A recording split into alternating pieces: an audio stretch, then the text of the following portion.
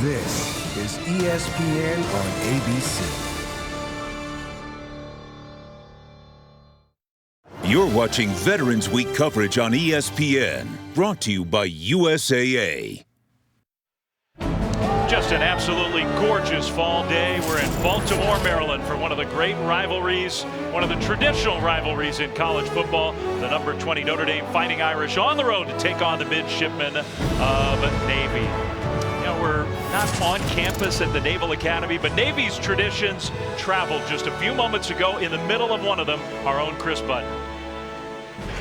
Dave, we may be 30 miles from the Naval Academy in Annapolis, but this morning started like every other home game with the same tradition that they do back at the Naval Academy, and that is the March of the Midshipmen. It started in downtown Baltimore.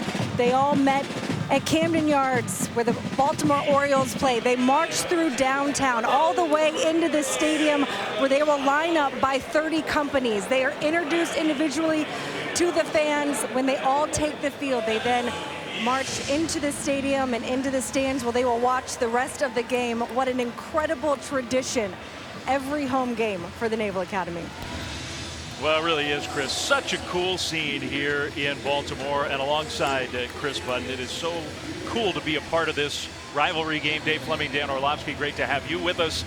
And Dan, look, we're going to celebrate the men and women of the U.S. Naval Academy on Veterans Weekend throughout our broadcast. We'll focus on football here for a minute, and we'll start with Notre Dame. The Fighting Irish have had a crazy season, roller coaster season. Might undersell it a little bit. They start in the top 5, big expectations. Brand new head coach Marcus Freeman. You start the year 0-2. You lose to Ohio State, okay, but then a home loss to Marshall. Panic sets in. 3 straight wins, back on track. But an underperforming Stanford team went to South Bend, beat the Irish. They have found a way to rebound from that. They've won 3 in a row. And last week, Dan, against Clemson, by far and away the most impressive overall performance for the Irish. And they looked like Notre Dame. Certainly one of their better regular season wins in a long time. One of their more dominating. When I say look like Notre Dame, big bodies on the line of scrimmage, multiple tight ends. They pounded the football with their backs. Their defense played suffocating style of football. They flew to the football. You know, Dave, if you kind of bottle that up, that's who Notre Dame is. That's certainly who they're expected to be under Marcus Freeman. That's what their players, coaches are hoping to repeat here today in this game against Navy. The fans here in Baltimore, all the pageantry of this rivalry, have had lots to look at up above as we count down to kickoff. Just minutes away, Notre Dame and Navy.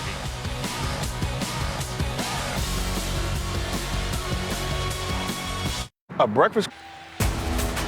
And welcome to ESPN College Football, presented by Arby's. You're watching the American Conference on ESPN. From the home of the Baltimore Ravens here in Baltimore, Maryland, Navy, Notre Dame, and ready for kickoff inside with a big crowd expected. And all the pageantry of the pregame, we showed you a little glimpse of that, has been cleared out. It's time to play some football. Marcus Freeman's team coming off their best performance of the year, trying to back it up after throttling Clemson last week at home. Back on the road here in Maryland, Michael Mayer and the Notre Dame offense will be on the field to start the game. Ken Niumatalolo, longtime head coach at Navy, his team not having a great year. The Midshipmen looking to this game to have a signature performance. Navy's just 3-6 on the season, and here we go from Baltimore. The Irish are going to get the ball first. Fairly short kickoff, and it is returnable. Chris Tyree will spin outside the 30, and that's where Notre Dame will start with their offense coming on the field. And their offense is kind of settled into who they want to be, Dave. Multiple tight ends on the field over the past month. 2 backs that really have stood out. Logan Diggs, who's finally back from injury, and then Audric Estime, who's kind of their hammer on offense. But make no mistake about it, their prime-time player, one of the best tight ends in America, is Michael Mayer. Contested catches, everything in this offense, pass game rise, runs through him.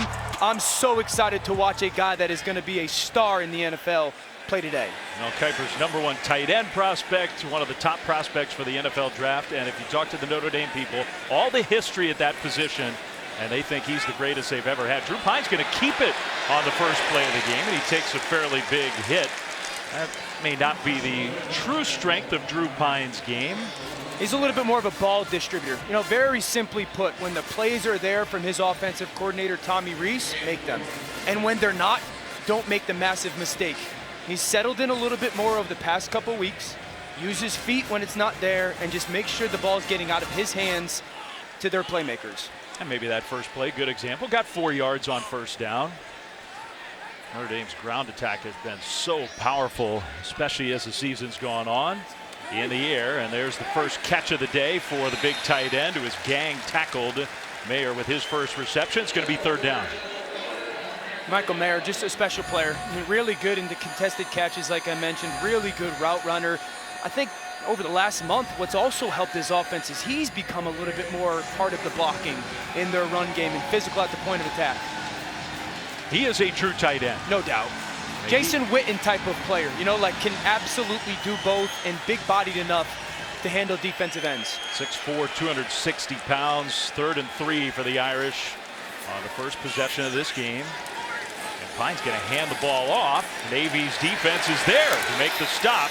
Logan Diggs stopped about a yard short, and what will the Irish do? I think if you're Notre Dame, you go for this. Your run game has been so good, so physical. Navy is a little bit undersized on their defensive line.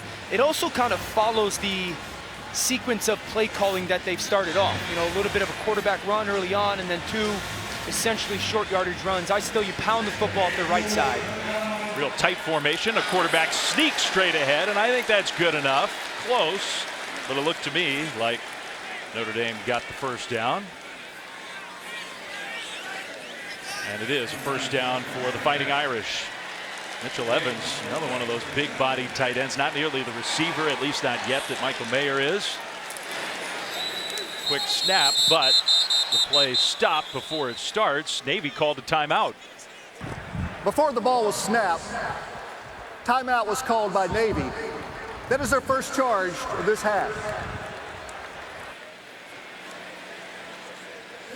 All right, so we'll keep it here. Navy wasn't organized for a first down, and it gives us a chance to take a look at our impact players. I think for Notre Dame offensively, the guy that you just mentioned, Mitchell Evans, Mayer is unquestionably their star tight end, but him coming and being that second tight end for this offense has been huge. And then John Marshall, linebacker for Navy, has got to have a special afternoon running through the football, fitting the run, handling some of the play action pass.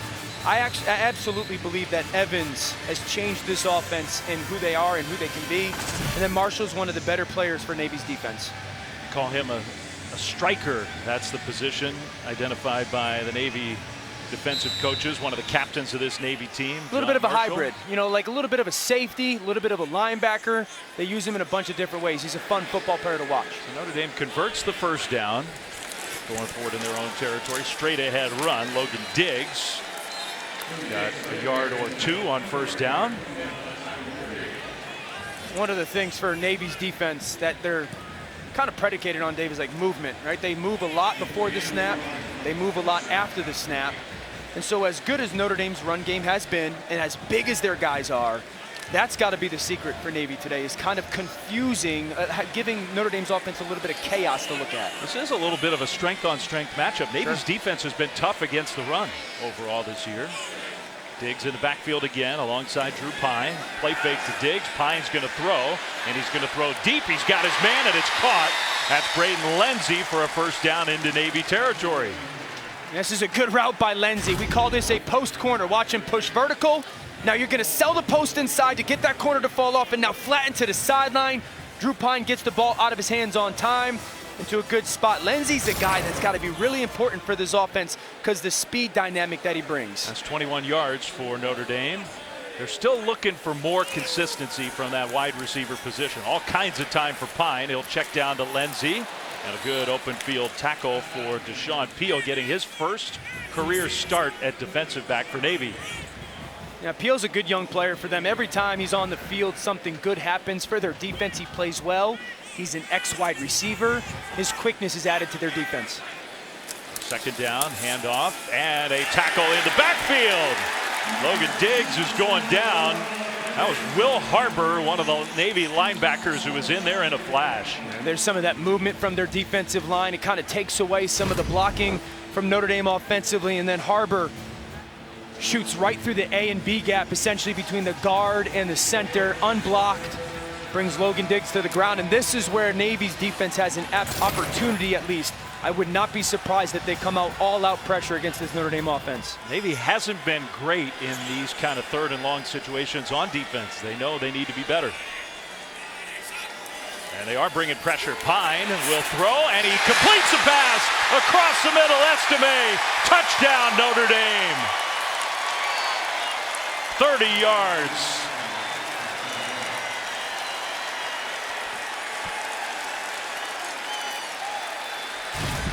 This is a beautiful job. You're going to get pressure all out. Now what's going to happen is Estime is going to come from the left side to the right side, slip as he's going to block, and then become unblocked down the middle of the field. It's a called play at the line of scrimmage, anticipating all-out pressure from Tommy Rees, the offensive coordinator of Notre Dame. Estime goes untouched. It's the perfect play call versus what Navy wanted to do defensively. 9-play drive. Notre Dame went for it on 4th down, converted, 67 yards. And into the end zone to start this game in Baltimore. Audric Estime, known much more as a power back, carrying the ball this time in the passing game, 30 yards. And Notre Dame's got the 7-0 lead.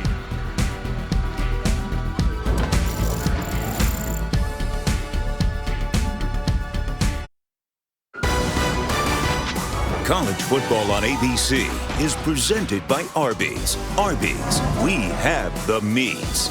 And in part by Dave & Buster's. Eat and Plate Combo is back, starting at only $19.99. It was fun to be here yesterday. They had the Veterans Day Parade through downtown Baltimore, honoring the men and women who have served. The weather, you could tell, has gotten a lot better here on Saturday. Notre Dame with a great start down the field for a touchdown to begin the game.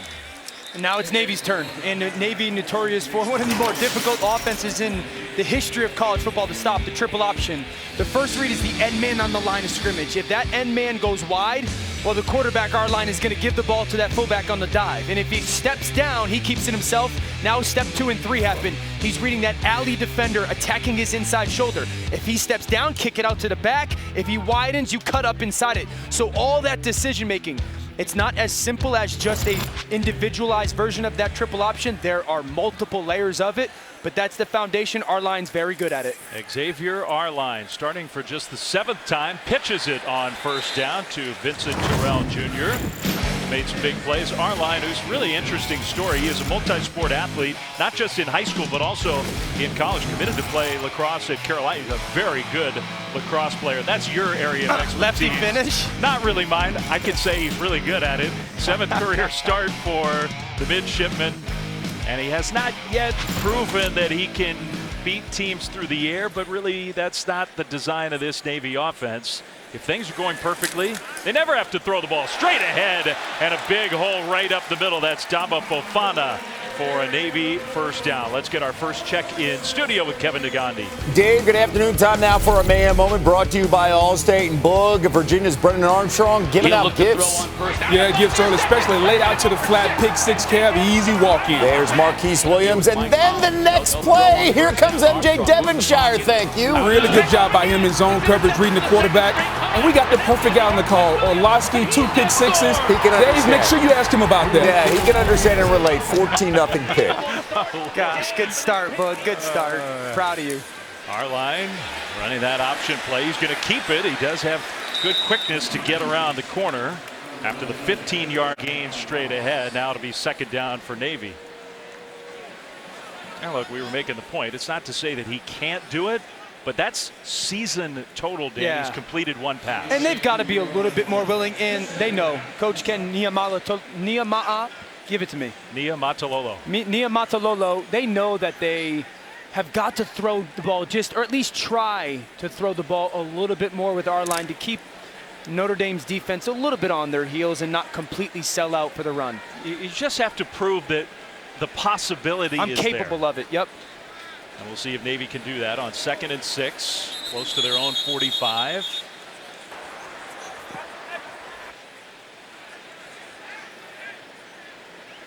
Penalty flag was down, but maybe a timeout before. Before the play clock expired, timeout, Navy. So Second Navy of the half. burns its 2nd timeout. We'll step aside with the Midshipmen. Be back right after this.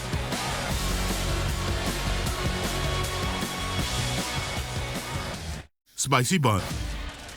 Even the Jenga, when you get the Midshipmen involved, is patriotic. Oh, no. Yeah, looks good though. 7-0 Notre Dame here in Baltimore. 8:39 to go first quarter. This game's been played here before. The last time Navy and Notre Dame got together in Baltimore, you look at that score, you wouldn't think classic game, but Navy scored late, kicked an onside kick. They recovered, and the Midshipmen would punch it in with just a few plays later to make it 27-21. They had another onside kick, another recovery remarkably, and a last chance, but the pass fell incomplete. And so Charlie Weiss and the Irish escaped with a victory. That's the last time the game was played here in Baltimore. Can we get one of those today? One of those exciting finishes today? Marcus Freeman might not be rooting for that. I think Navy would take that. If late in the game they're in it, that would be a victory. Our line keeps it and gets tackled from behind. Nice play defensively by Jack Kaiser. Man, how important is Kaiser today for this Notre Dame defense? The junior is going to play a little backer, a little bit of safety. Watch him off the top side, the left side of your screen. Just scrape on the backside and track our line down.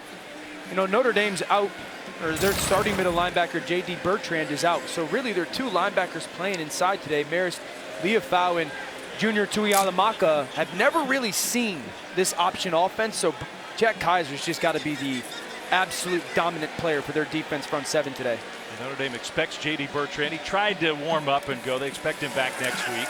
Our line dropped back like he might pass. Now takes off and gets tackled after a short gain. So it'll be 4th down and a couple, maybe 3 coming up. We'll see if Navy goes for it. Doesn't look like it. Yeah, I would say I think you got to punt the ball if you're Navy. Try to pin Notre Dame's offense back again. Your defense has been a solid run-stopping unit, and you know, playing against the front seven in Notre Dame is pretty good. I think this is the right decision for Navy. Riley Reithman, the punter, with Matt Salerno. No Brandon Joseph also. So 2 key defensive players for Notre Dame are not going to play today. Brandon Joseph is out with an injury, so Matt Salerno is the punt returner for the Irish. You got to be careful when you punt the ball against Notre Dame. Remarkable special team success, particularly on that punt unit. Fair catch by Salerno. The Irish offense will come back on the field. Tuesday night, ESPN has college hoops and college football for you. College basketball doubleheader, the 12th annual State Farm Champions Classic. This year they're doing it in Indianapolis. Kentucky, Michigan State, 7 Eastern, 4 Pacific. In between games, it's Reese Davis and the gang. The exclusive reveal of the college football playoff top 25. Then back to Indy for game 2. Number 7 Duke, number 5 Kansas. All coming up on Tuesday. You think of the storied rivalry here in football, some of the great programs in college basketball history, 3 of the 4 winningest programs in the history of that sport. Michigan State almost beat Gonzaga last night, right? Gonzaga, Drew Timmy's still playing there, his 7th year. Yeah, number 1, it's Gonzaga, not Gonzaga. Number 2, West Coast guy. Yes, they did almost beat him. It took a last-minute comeback for the Zags to get the win. On first down, Notre Dame with the 2-yard run. So they played that one on the aircraft carrier deck in San Diego for Veterans Day. That's got to be so hard to make a shot, you know, with this dumb question. Does the ship move at all? It's a really, really big ship. But it's not dry docked. Yeah. It's sitting in the harbor in San Diego. I think they had pretty calm conditions. Maybe you might feel a little rocking, a little bit. 2nd and 8 for Notre Dame. 2nd time they've had the ball. Pine will hand it off, straight ahead run, big hole, bouncing it to the left side. Estime gets the Notre Dame first down. You know, Notre Dame kind of shifts into this bunch set, and then this is called split flow zone, where out of the pistol formation, Mayer comes back and cuts the line of scrimmage. And you know, talk about Estime, his shoulder square. That's when he's a difference maker. That wasn't even really a stiff arm, high pass and a good catch. But then the big hit. Lindsey held on to the ball, gain of 4. You know, it's something, Notre Dame's offense has become this pre-snap shift in motion team. They want to get into a bunch of different formations pre-snap and run simple plays. Most of their running plays are I mean, they don't have a really deep playbook in terms of the plays that they call, but they have a ton of different looks to get into those plays. Yeah, I mean, very simply, Tommy Rees, their play caller in the white hat right there. They don't have an exotic run game after the snap, but they have an exotic run game before the snap.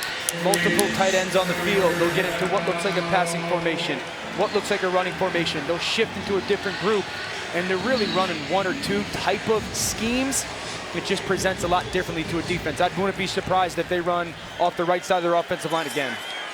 3rd and short, maybe 4 down territory again. You would expect it would be. Instead, they pitch it left side, and Diggs cuts it upfield to get the Notre Dame first down. There is a penalty flag down on the play, though.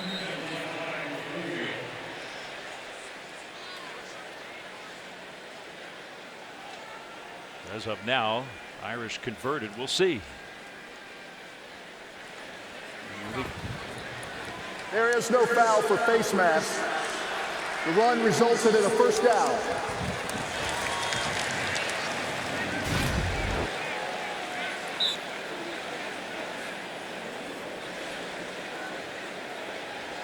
Okay, close, but they did not call a face mask. Right. There. That's a great shot of it right there. Good job by that officiating crew. Riley Johnson, the referee, ACC crew here today in Baltimore. Diggs, they fake the pitch to him. Pine gets pressured, had to get rid of it. Flag comes in on the hit on the quarterback from John Marshall. The pass was incomplete, but that's going to be a penalty against Navy, and Marshall can't believe it. Personal foul, roughing the passer, defense number 1. 50-yard penalty, automatic first down. That's a bad call. I don't know what the officiating crew wants John Marshall to do. He comes unblocked. Watch where he hits Drew Pine with what? He hits him in the shoulders with his hands. There's nothing else that he can do different. There's no launch. There's no contact to the head or neck area. That's as good as you can do in that situation if you're John Marshall. Ooh. I do not believe that's the way that penalty is supposed to be called. That is a tough one against Navy. So first down, Notre Dame back into the Midshipmen's territory inside the 40. Flem, think about it though. You go from incomplete pass now to 15-yard penalty inside the 40-yard line. I mean, there's a chance Navy gets the 2nd and 10. That gives them an opportunity to get a stop. Now it's 15-yard and automatic first down. Since the foul was a previous spot foul, it will be enforced from the previous spot on the left hash. First down. They got that part of it right. There we go. You can tell the Navy fans are cranky about that one. I don't blame them. Logan Diggs alongside Drew Pine and the Navy in the Notre Dame backfield. Navy again crowding the line of scrimmage on first down. Pine back to pass, pressured, steps up. Pine's going to heave it deep toward the end zone, and it is caught! A reach around, Braden Lenzy somehow snagged it. What a catch! And B.D. Williams was there in the way. An incredible catch by Lenzy for a Notre Dame touchdown. How did he do it? You will not find many better catches in college football. That is incredible. There's Lenzy. He's just running a go route. Pine breaks the pocket. Watch him pin it on the back. And then B.D. Williams goes left, then to the right hand. Absolutely spectacular. That was like a magic trick. Oh my goodness. So a 38-yard touchdown throw and especially catch. Extra point up and good. The penalty, Notre Dame got a big break and they took advantage of it. Incredible. Drew Pine gets out of the pocket, heaves up a prayer to Braden Lenzy. Goes left hand to right hand on the back of Navy's defensive back. And the Irish off to a fast start. Early on it was Estime, then it's Lenzy. 14-0 Irish in Baltimore.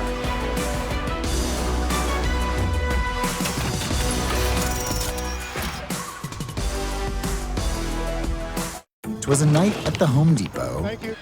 Well, what a play. Braden Lenzy. Notre Dame looking for playmakers at the wideout spot.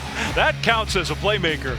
That's one of the best catches I have ever seen. I mean, the strength, the hand-eye coordination, pins it right on the back of the defensive back. I mean, that is an absolute prayer thrown up by Drew Pine, and his receiver makes him right. Look at the hug. Like, this is what I did. I just gave him a hug, and the ball happened to be there with my hands. The hug should be going in reverse. All right, let's go down on the field to Chris Budden. Chris? Guys, Marcus Freeman's message to his team the last couple of weeks has been stay in the middle emotionally. Don't get too high, too low. There'll always be a mountain in front of you. talking about the season, but also in the game. And he started to finally see that out of his quarterback last week. Drew Pine scores a touchdown, comes to the sideline. Marcus Freeman asked him, what'd you see on that play? And his response was, doesn't matter, because they're on to the next one. Yeah, because the truth is, as a quarterback, I have no idea. And I don't know what to tell you, so it doesn't matter. No, Marcus was great, and his vision and his leadership traits and skills get to shine in those meetings that we get to sit with him. Fun guy to chat with. The option offense back on the field. The pitch play for a short gain to Vincent Terrell. Drew Pine, by the way, 7 of 7 throwing the ball at the start of this one. Talking about Marcus Freeman and touching on what Chris was talking about, he really talked about, okay, like you're always in between one of those two mountains. And once you climb another mountain, you get down to the bottom, there's another mountain that you have to go try to climb up. And it's that constant focus, because we asked him, massive win last week. How do you not allow a letdown or whatnot? And he just has such a great vision to sit there and say, stay in the middle of that emotionally, never high, never too low. So far, so good. No letdown for the Irish. On second down, Navy pitches it again. This time a little more room around the corner for Terrell, the junior from Honolulu. Vincent Terrell Jr., who's at Navy as a midshipman himself. He comes from a military family, his mom and dad. Part of the fun of being here today on Veterans Weekend, seeing this Navy team, the program, talking to their players and coaches. How impressive are they as a group to just sit there and forget the conversation about football, just the conversation about sacrifice and commitment and teamwork and hard work. It's a really special honor to be able to do that. Third down, Arline's going to throw the ball. He's got a man out there, and his throw is caught in stride. Just the second completion of the year for Xavier Arline to Mark Walker for a big gain of 34 yards. How about that on 3rd and 4? You get a little ball fake, and then watch Walker off the left side. He's got a crossing seam. Beautiful touch throw from Arline. I mean, that's exactly what this offense needs. They are not going to be a chuck and duck offense. But think about that, what that does to Notre Dame's defense now. Like, oh, they will and they can. And now it's just going to force a little bit of that secondary to have better eye discipline, hang back. That means they can't commit to stopping that run as much. That's a very big play for Navy trying to hang around this game. Arline's going to drop back to throw. He'll try to check it down, but incomplete, intended for Mikael Haywood. I mean, it is true, the complementary game, when you run the triple option, you're not going to throw a lot, but when you do, those big plays should be there. Yeah, so, Flem, there's two ways to stop the run. You either commit numbers or you blitz. Either way, you're a little bit more exposed on the back end when it comes to your coverage. So, when you're playing against this team that's outrushed their opponents by over 1,300 yards this year, you know who they are, and you've got to commit to stopping that, and it gives you a little bit of risk with your coverage. That was a very rare first down throw for Navy. Now on second down, the straight ahead handoff. Big hole, Fofana. Touchdown, Navy. 36 yards.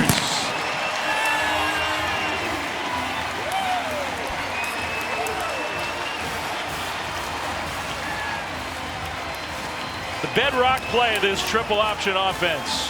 That right there. Fullback dive, man. Fofana takes it right up the gut. Man, that was needed for Navy's offense. Think of the sequence of events. Bad breaks on the offense, but then that pass to Walker, and then Fofana hits his head on the goalpost. 36-yard touchdown run after the long pass play on third down. Extra point is up, and it is no good. First kick of the year for Bijan Nichols, who's been hurt. He's a captain on special teams, and he missed the point after.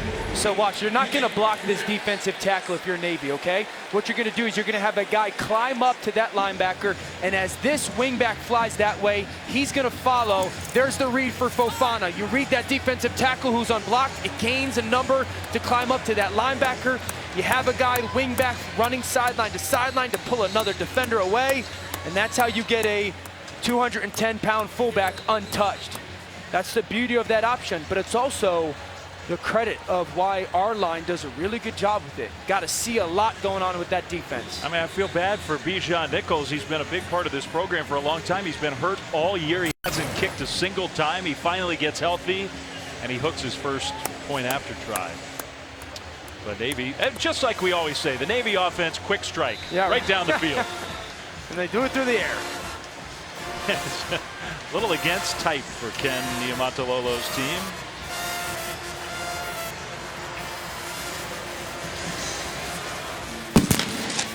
Kickoff and another returnable kick for Chris Tyree. He's going to take it left side, and Tyree will get swarmed. Tackled well short of the 20-yard line.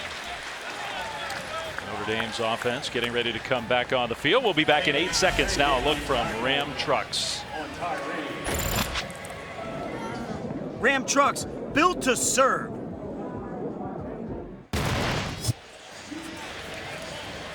Well, the Irish offense, 2 drives, 2 touchdowns. Now trying to answer Navy on the board. 2:12 to go first quarter. Dave Fleming, Dan Orlovsky, Chris Budden. Great to have you with us on this Veterans Day weekend. Beautiful fall Saturday in Baltimore. 95th all-time meeting between Notre Dame and Navy. Drew Pine in the offense. Now some movement up front. Delay of game. Offense. 5-yard penalty. First down. But it wasn't the movement. The clock expired. Delay a game. You know, something Drew Pine, he's having, even though they had that massive win versus Clemson last week, he did not star. He's off to a very good afternoon. They ask him to do a lot at the line, though. As defenses change things, he's got to handle a lot of their run game stuff. I don't think the Irish were really bothered by the fact that they had their fewest passing yards in 5 years. They throttled Clemson. They did it on the ground. It was windy. They were ahead. They didn't need to throw. I mean, their special teams played its part. Their defense was suffocating. Marcus Freeman knows who they are. You know, we had Notre Dame versus Carolina about 6 weeks ago, and you talk to Freeman, you talk to Tommy Reed, like who are we figuring out who he can be? And they've got 2 tackles in Joe Alt and Blake Fisher. Joe Alt might be the best left tackle in all of college football right now. I've talked about their that's who they are. They are a pound the football offense. And they've really leaned into it. 2nd and 14. Pine will hand it off. Estime, when he's going side to side, that's not where he's at his best. He gets stopped after a short gain. It's going to be 3rd and long. Now the movement again for Navy's defense is doing a really good job. Those defensive linemen slanting as the ball's getting snapped is having a good impact. So we've seen a couple 3rd downs for Notre Dame offensively. Navy has said we're going to all-out pressure you. If I was Navy right now and their defensive coordinator Brian Newberry, I'm just going to rush 3. I'm going to play 8 guys in coverage. I'm going to say, Drew Pine, I'm going to force you to think your way through zone coverage. They have the look of that here. We'll see if they stick to that. The Navy does rush. Just 3. Pine in the pocket, throws across the middle, and a perfect strike for a first down, and much more to Deion Colsey, the sophomore, all the way out close to the 45. That's 28 yards. Yeah, we call this a dagger concept. This guy's got one job, clear out coverage, okay? And then you got the shallow cross coming in the in route. You got to read that mid-zone defender. If he stays low, rip the in behind him. If you're Drew Pine, really good progression. High to low off those zone defenders. That's a big conversion. They'll get the pass complete to Lenzy in the left flat, but he's tackled behind the line of scrimmage as the final seconds of the first quarter wind down. Navy's done some good things actually on defense. But they just haven't got off the field on 3rd down. That's really done a really good job converting. They converted a 4th down. It's Drew Pine's been pretty darn good on 3rd down. You know, the walk-in touchdown to Estime. He makes the play to Lenzy and then that rip on the in route. So the first quarter comes to an end in Baltimore, Maryland. The pageantry of Navy and Notre Dame. The Irish have a 14-6 lead. We'll be back after this message and a word from our ABC stations.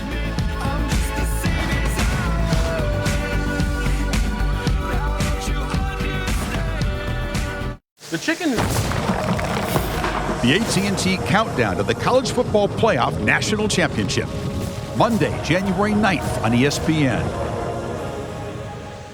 And welcome to ESPN College Football presented by Arby's as part of Veterans Week on ABC, brought to you by USAA.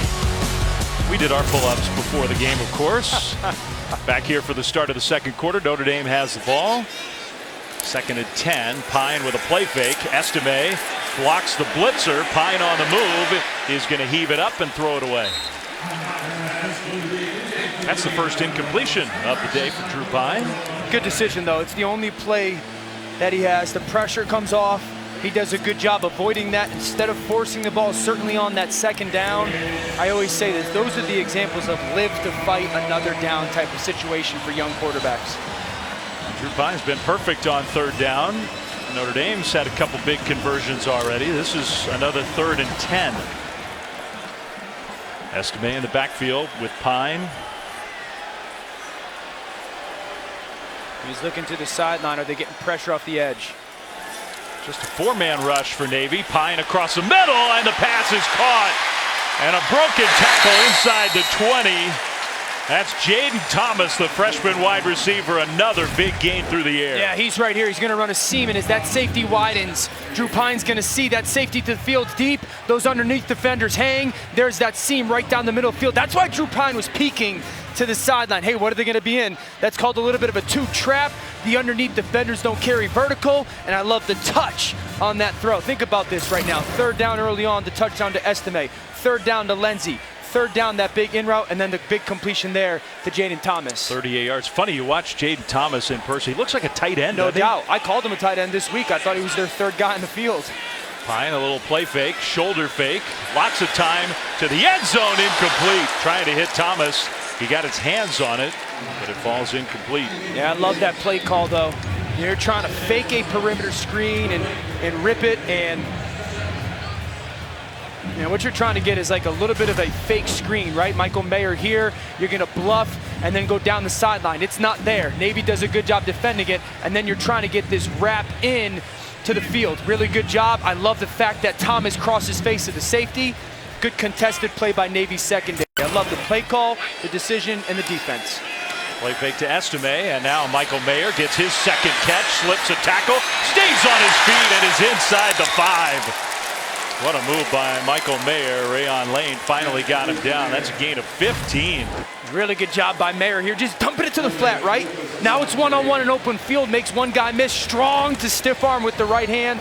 What did you call him this week? Tight end? Well, because sometimes the way he spells his last name, M-A-Y-E-R, people ask, how do you say that? You say it Mayer, like Mayor. And so the way I remember it, he's the mayor of tight end town. There we go, man. It helps my dumb mind remember it, so. He's the mayor. Brock Bowers might be running to contest Michael, but all the tight ends in college football, I don't think there's a more complete one. You can have a spirited debate about who's the best. Pine handoff on 1st and goal. Estime will get dragged down. Jacob Busick led the way.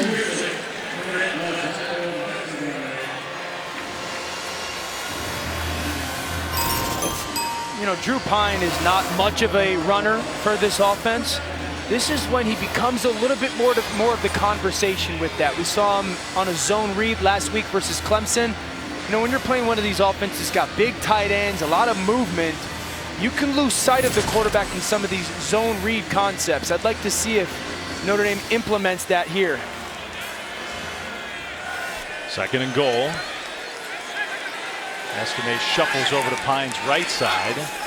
Pine back to pass, throws left flat, unguarded. That's Chris Tyree. Touchdown, Notre Dame.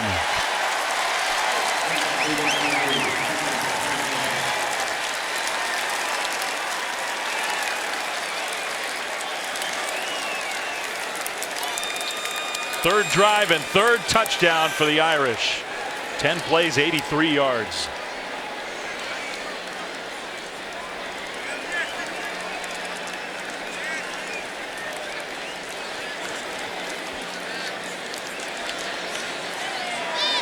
Like Groupie for his 3rd point after try. And the kick is up and perfect right down the middle. This is a hot route by Drew Pine. I love the vision. Marshall's going to pressure. Here's Tyree. You got to do a really good job of having your eyes there. If that guy blitzes, you replace him with the throw, and that's how Tyree comes uncovered. Tommy Reese dials up the perfect play. Drew Pine sees it perfectly again. The Irish offense is rolling.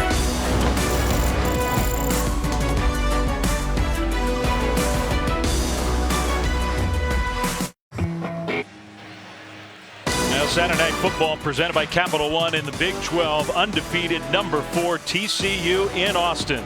Taking on Bijan Robinson and the number 18 Longhorns, 7:30 Eastern, 4:30 Pacific on ABC as well as on the ESPN app. We have flyovers and parachuters. They have Bevo. Kind of a different scene in Austin today. But a very big game in the Big 12. TCU is going to get tested. In fact, they are underdogs in that game. Kickoff after another Notre Dame touchdown. Haywood got tripped up, and the ball came out. Notre Dame's got it. The ball came out. Now, the officials, I think, are ruling that the return man Haywood was down. Navy. They're going to keep the football with Navy. Yeah. Oh, yeah. He was down. Kind of a funny looking play. The ball popped straight up. I was like thinking it might have hit a heel, you know, popped off a heel of one of the Notre Dame players or a Navy player and popped up in the air. Navy catches a break. So the Navy offense, after they scored their first touchdown of the game last time, the Midshipmen had it back on the field with their quarterback Xavier Arline.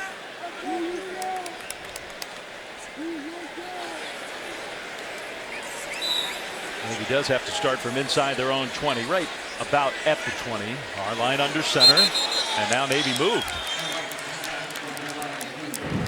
Ball start. Offense number 75. 5-yard penalty. First down. All right, let's check in studio with Kevin. Dave, time now for our AT&T countdown to the CFP National Championship. And boy, we didn't see this last week. C.J. Stroud finding the end zone with his arm. No doubt, Kev. His ability to find the open man is outstanding. And then maybe the most lethal combination in college football. Stroud to Marvin Harrison Jr. Bye-bye. Too easy, too good right now. Ohio State up 21-7. Back to you guys. Is that some snow? There's a little bit of snow there. Booger doesn't know what that is. He's a spoiled southern snob. Booger and snow, they do not go together. Second down for the Midshipmen. Second quarter here from Baltimore. It's going to get a lot colder here tomorrow, but for today, you could not ask for a nicer fall day. It's spectacular out. I mean, it's a beautiful scene. Baltimore showed out. Notre Dame's fans have traveled very well. Navy obviously so close. It's a special day. Be a beautiful day to wander down to Annapolis after the game by the waterfront before the cold air moves in tomorrow. Second down, Arline gave it up the middle. Another big gain. This is Fofana again on the move, making moves inside the 40 and finally out of bounds inside the 35. What a run. Dabo Fofana. 50 yards. A little bit of a counter option, right? So you're not going to block this defender, but Fofana is going to come to the right and then wrap all the way around. Beautiful job. You got pullers to kick out, and then there's that vision as that tackle climbs up to the linebacker, Maris Leofau. Navy right now, he's got to be sitting there saying, hey, the fullback dive has been a really good thing. I've talked about it with no J.D. Bertrand. These linebackers from Notre Dame really haven't seen this in real life. That dive right now is working for Navy. They got another experienced defender in the middle of the defense, Brandon Joseph, who's out. Arline was going to pass. Now he's going to run. Xavier Arline inside the 20, 15-10, down to the 5 and shoved out of bounds by Kaiser. It'll be first and goal, Navy. Some of those first down passes, you know, Arline widens up or opens up to his left to go throw. Nothing's there. He's got a seam on the right side. I love no hesitation. And then go allow your athleticism to be a part. He's obviously an option quarterback. We talked about the lacrosse background. The quick decision making that Xavier Arline is showing right now, certainly helping this Navy offense have success. Navy's offense, big play offense so far today. It's a bunch of big plays already. They got to finish here, though. This has been the back-breaking aspect of their offense. They haven't finished in red zones. Yeah, they played Cincinnati, a good team, tough last week, and did not finish in this part of the field. The big hit. Arline gets a yard and no more on first and goal.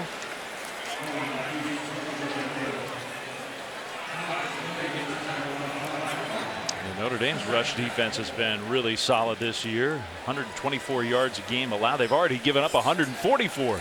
Don't forget, I think 2017, Marcus Freeman, when he was defensive coordinator for Cincinnati, gave up 569 rushing yards to this Navy offense. A day that he says he will never forget. Al Golden, his defensive coordinator, coached against this Navy offense in Temple multiple times years ago. Al Golden hasn't faced Navy's offense in a while. Now whistles and a timeout. Our referee microphone not working properly, but we got the timeout. We'll be back for second and goal right after this.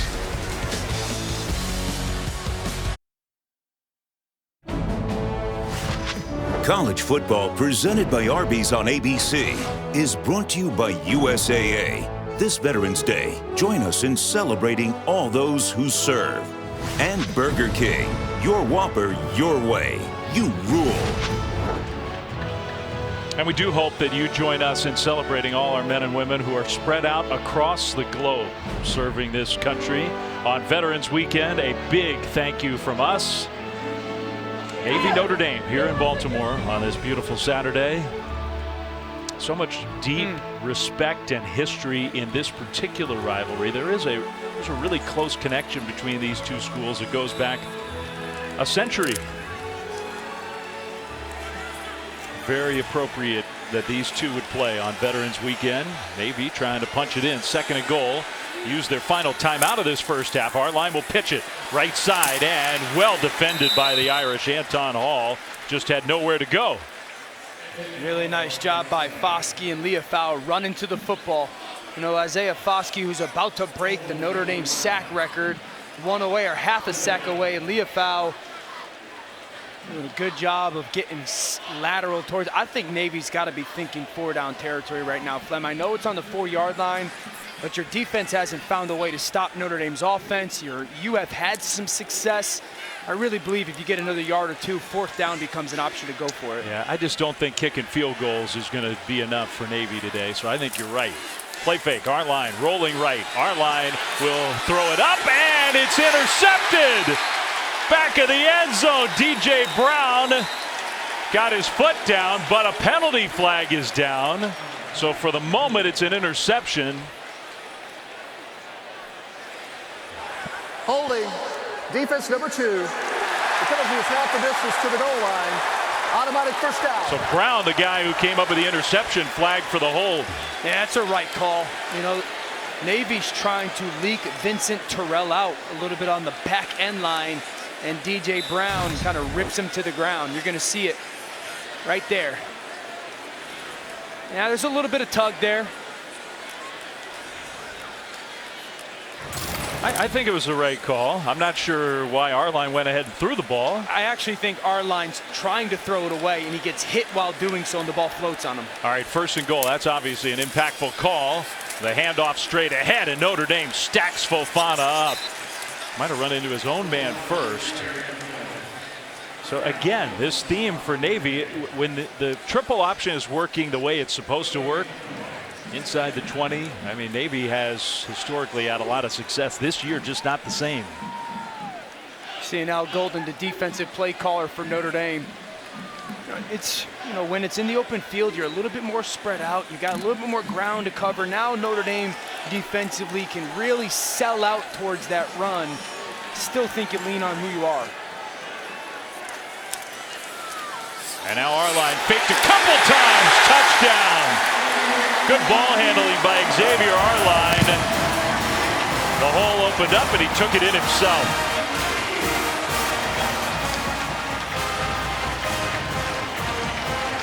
There's a lot going on in this play right now. You got wingbacks flying all over the place. Arline's like, what do I do with the football? Turns into a football player, essentially takes it himself. They find a way to punch it in. I think if you're Navy, you should think about going for, maybe go for 2 to cut it to a 7-point lead. We're not chasing points yet. No, we're not there. I don't know, bud. I'm with you. After the first kick was a little ugly, that one much more like it from Bijan Nichols. So the second touchdown of the first half. Midshipmen hanging around with Notre Dame.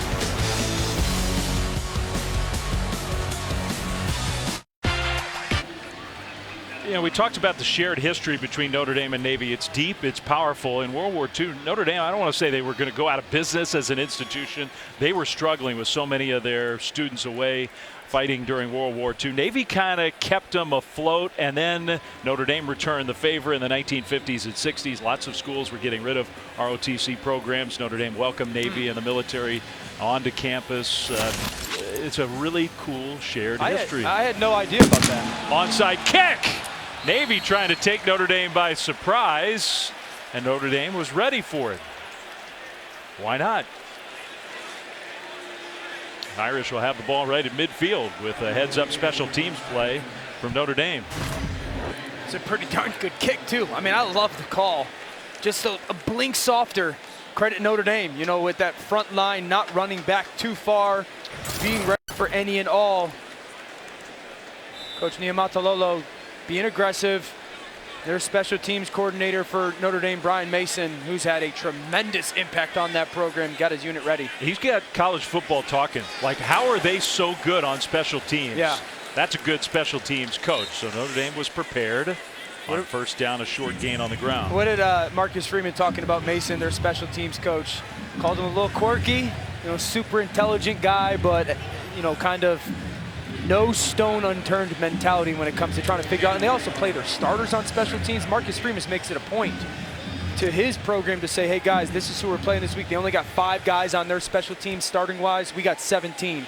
Who do you think takes it more seriously? I think it is twofold, right? You got a good special teams coordinator, and you have a head coach who's willing to let his starters play on special teams. Second down run and a nice move. That's Logan Diggs, who got close, I think a yard short. We'll check in studio with Kevin.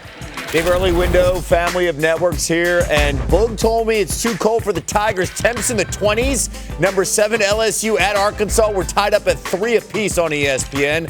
Illinois up 7-0 over Purdue right now on ESPN2. Back to you. All right, thanks, Kevin. Diggs with the first down run, so it's 1st and 10 Notre Dame. So think about this. Notre Dame starts this series. They got 3 tight ends on the field. They go run, run, run, get a first down. Now they take a tight end off. They put a bigger bodied wide receiver on.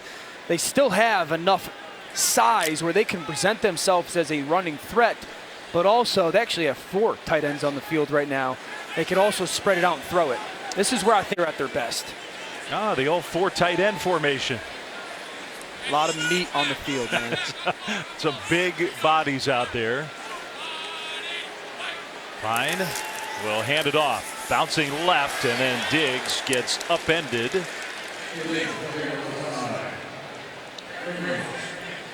Big, strong dude. You fall forward, you get 4 yards. Diggs is special. You know, Logan Diggs, who's missed some time this year because of injury, since he's come back, over 529 yards rushing. And he's really their do-it-all back. Tyree's a little bit more of a pass-catching guy. They move him around, put him in a slot. Estime is their hammer. Diggs is the guy that whatever the situation is, they can get to him. Tyree is the back who's in the game right now for 2nd and 7. Here comes pressure off the edge. That's why Drew Pine's looking at, do we want to try and maybe take a shot down the seam in the pass game? You got the All-American tight end Michael Mayer. Instead, they're going to hand the ball off, and Navy is there. So the Midshipmen tackle the runner behind the line of scrimmage. Will Harper's having a really good first half, the middle linebacker. The shift, watch that defensive tackle start to run over the top, right? When you pressure off one side, you got defensive linemen stunting. Credit Navy's defense. They've stayed true to that. Now, we've talked about this, right, Flem? Like 3rd down. They've tried pressure, it hasn't worked. They've tried coverage, it hasn't worked.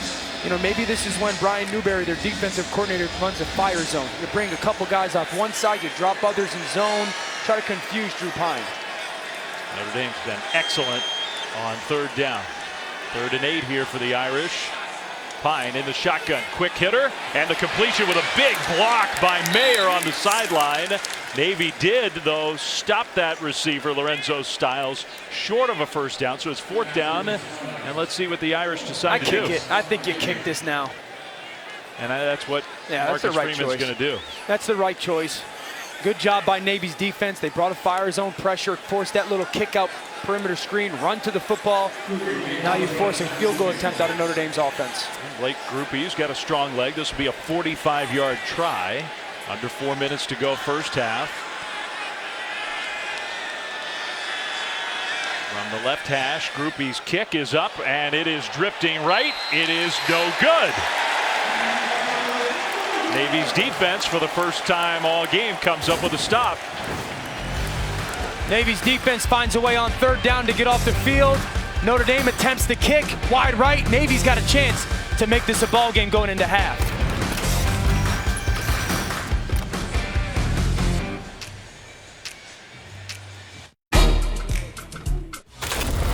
Capital One halftime report coming your way. Booger McFarland, Kevin Nagani. Tennessee, Ohio State looking pretty good. What's wrong with LSU right now on the road? Yeah, you know Tigers don't like cold weather. Here we go. It's a little chilly in Fayetteville. Here we go. We like it 72 and warm and not 26 and windy. They better start heating up right now. It's tied up at 3 apiece against Arkansas. Highlights coming your way. Dave, back to you. All right, we'll look forward to that. Brian Kelly, he's no stranger to the cold weather. How about Navy? A little pitch back and a throw to our line. It's intercepted. Navy tried a trick play and just beautifully played by Clarence Lewis, who picked it off. Kai Rojas, the guy who threw the ball and floated it up there, and Clarence Lewis intercepts it. This is a great play by Lewis. This is Lewis right here. That's where he's going to start, okay? You're going to see the handoff and then the motion as he communicates, and this player comes this way with our line now going down the sideline. Watch as Lewis tracks. He's got great vision, and then he's got vision on the football. Our line's going to score if that ball gets to him a little bit quicker, but how about Clarence Lewis? I mean, covering basically sideline to sideline and bailing out that defense. It is a perfect play call by Navy. Just a better play by Clarence Lewis. Yeah, that was there for a big play. Oh, my goodness.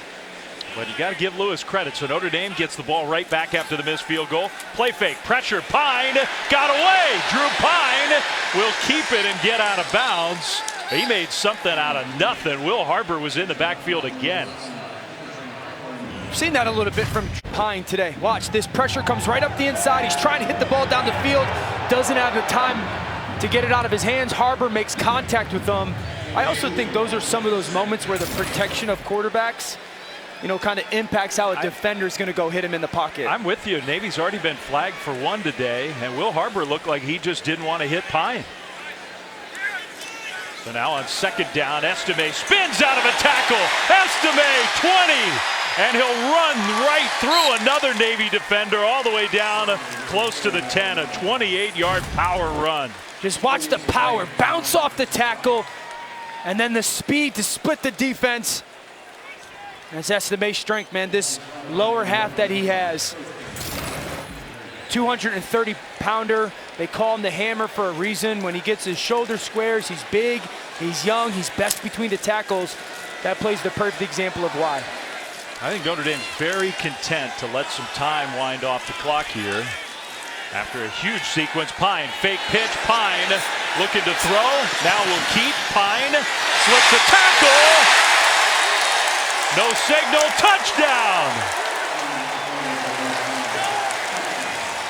Man, Drew Pine, what a play by the quarterback on the move.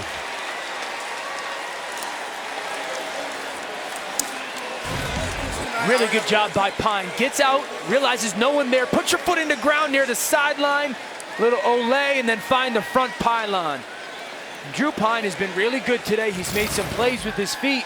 You got to love the decision making. His head coach, Marcus Freeman, certainly does. 3 plays, 41 yards. Pine with the rushing touchdown. And that last minute did not go well for Ken Niumatalolo. Just you got to credit Clarence Lewis. Again, I love that play call out of Navy. I think it's a walk-in touchdown for our line. If he does not make that play, Clarence Lewis on the interception, and then, you know, credit. Notre Dame stayed on attack mode and punches it in. Extra point up, and it is good. So the trick play the Navy called first play after the missed Notre Dame field goal. And as you said, I mean, it was there for a moment. I really did think it was going to be a huge play. And then Lewis came out of nowhere, and then Notre Dame, big run from Estime, Pine. You see how he peeked, he tucked, and then he peeked again? Like, that's a good job of him on that perimeter, kind of remaining a passer, threatening the defense, you know, making that defense make a decision. Is he going to throw it? Do we hang back, or is he going to run, and we got to go get him? So credit Drew Pine. He's been really good with his decision-making today. That stood out. He's playing a really good game. 13 of 15, 3 touchdowns through the air, plus the 1 rushing touchdown. He made Tyler Fletcher just totally whiff on that tackle attempt.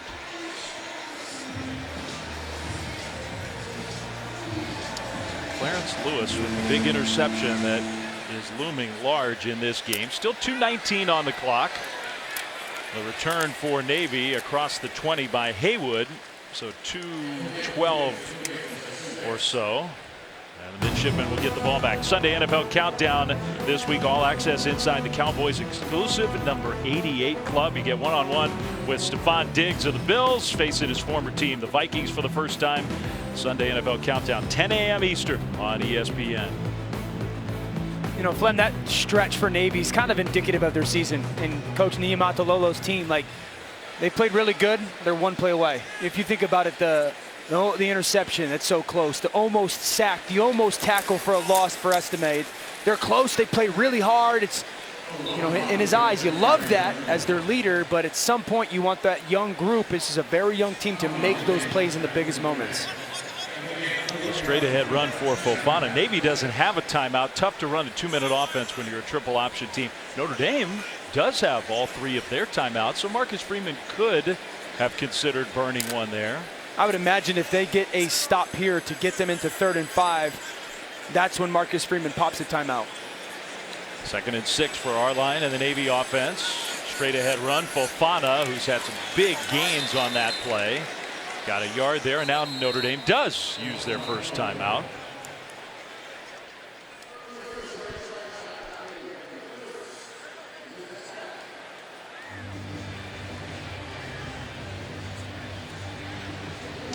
Well, while we have a moment, this season Allstate celebrates every field goal and extra point made by participating universities by making a donation to the university's General Scholarship Fund. Thank you, Allstate.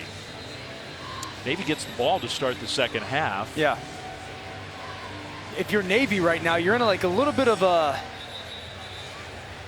unique situation. Right? It's 3rd and 4, so with the clock, you naturally want to try to go get a first down. Do you put the ball in the air? Because Notre Dame still has 2 timeouts. So if you put the ball in the air and it's incomplete, you're giving them a really good opportunity in their 2-minute drive. If you run the ball and you don't pick it up, they're going to pop one of those timeouts. And again, they've got plenty of time. I think if you're Navy, you still lean on your triple option attack. Let's see what Navy wants to do here. 3rd and 4. Our line will keep it and pitch it.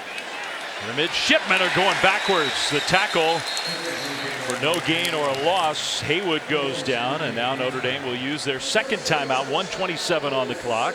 How ridiculous of a play is this from Benjamin Morrison, the true freshman who had the pick 6 last week against Clemson. Watch on the left side of your screen, okay?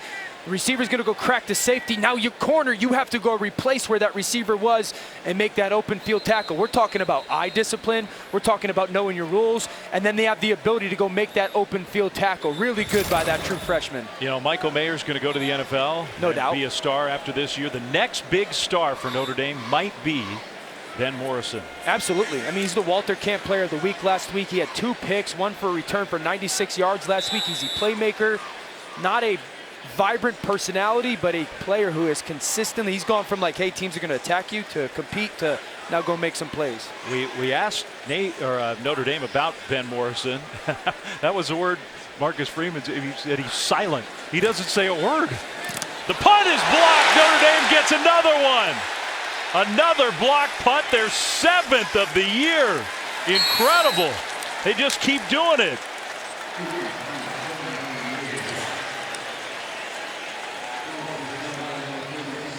Man, whatever Brian Mason does to draw these up, there's nobody better. It's Kaiser. Watch on the right side of your screen, number 24. Just lean in with the right and grab it with the big right paw. I don't know enough about special teams to break this one down, but they get into that attack mode. and then you're going to get this motion, and then watch. Bang, right there on that right side. They kind of create that one-on-one situation for Kaiser. Hey, how do we want to double team, or at least show the vision of double team, and you get that one-on-one opportunity for Jack Kaiser. He goes with the right hand. That's important. Don't go with the left. Blocks another one. Well, just a remarkable series of events. Pine going deep over the middle. It's caught! Touchdown! Jaden Thomas. One of the best finishes to a half for a team that I can remember. These last couple minutes for the Irish. They're going to take advantage of what we call quarters coverage. Everything is about attacking the safety who's got a deep zone in a quarter of the field. It's a beautiful job. That guy's responsibility is there. Now, a couple things stand out. First of all, Drew Pine is going to stare to his left to take the defense. And here comes Jaden Thomas. He's going to go post and go. Watch the safety drive on it right there. Now we've won. Go vertical. Beautiful job. I love the call by Tommy Reese to attack that coverage. Stay aggressive, Drew Pine's eyes, and the perfect throw down the field. I can't even remember a sequence like that, and I can't remember anything like this either. The most block punts by far in college football. They've already set a modern record for block punts in a season in Notre Dame history. Doesn't They it just look got like their 7th. They're trying to get that one-on-one for Kaiser. Again, that right hand is, I mean, that's coaching to me, Flem. You know, like that's beautiful coaching. You see Drew Pine peek to the left, and then look at this throw, man. You can't throw it better than that to Jaden Thomas. That was good coverage. Absolutely. It's a great play design. You're trying to attack that safety with that double move. You sell the inside post. That safety's got to drive and go over the top, but this is a well-coached football team in Notre Dame, man. It just really is. Thomas, he's having a big first half.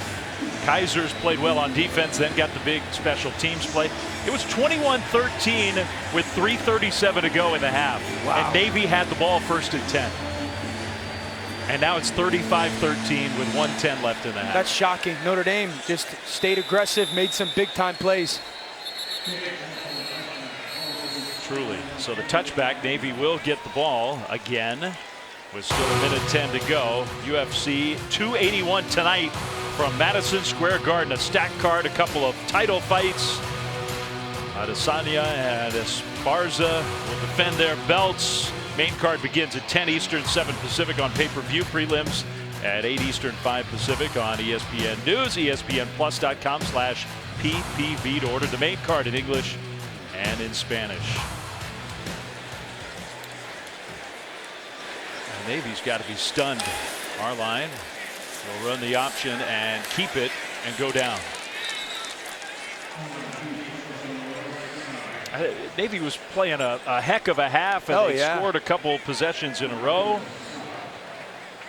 And now they're down 35-13. And I'll go back to the Clarence Lewis interception. I mean, if he does not make that great awareness play, our line's going to have a walk-in touchdown. All of a sudden, the game potentially is 21-21, and we got a ball game. Again, credit Notre Dame. They were ready for every situation. There's been a lot of big plays in this first half, but I think you're right. I think the play of the game was Clarence Lewis. Yeah. Totally swung everything. You know, off the mist. It's a 14-point swing. Marcus Freeman's team stepped on the gas pedal from there. Final seconds ticking off the clock here, and Navy's, I think Navy's going to be content, maybe run one more play, maybe not.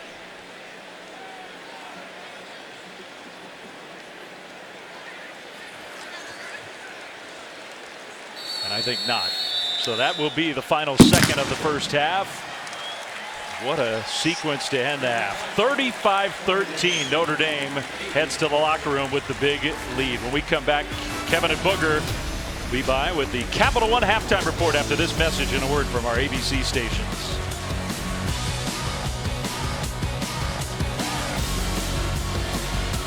Domino's online. This halftime report is presented by Capital One. What's in your wallet?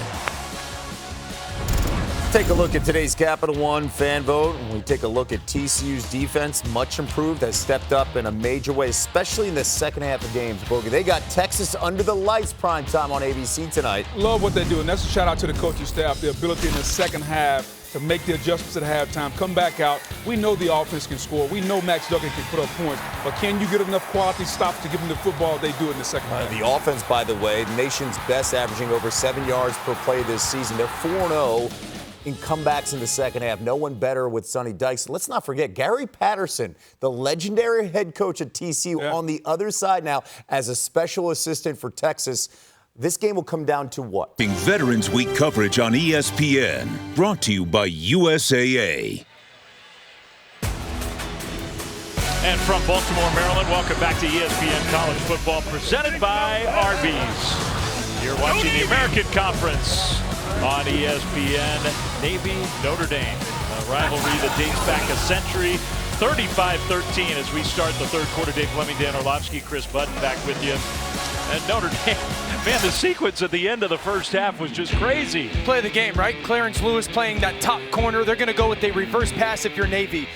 Wide receiver's going to catch that ball. They're going to leak the quarterback down the sideline. Watch where Clarence Lewis comes from.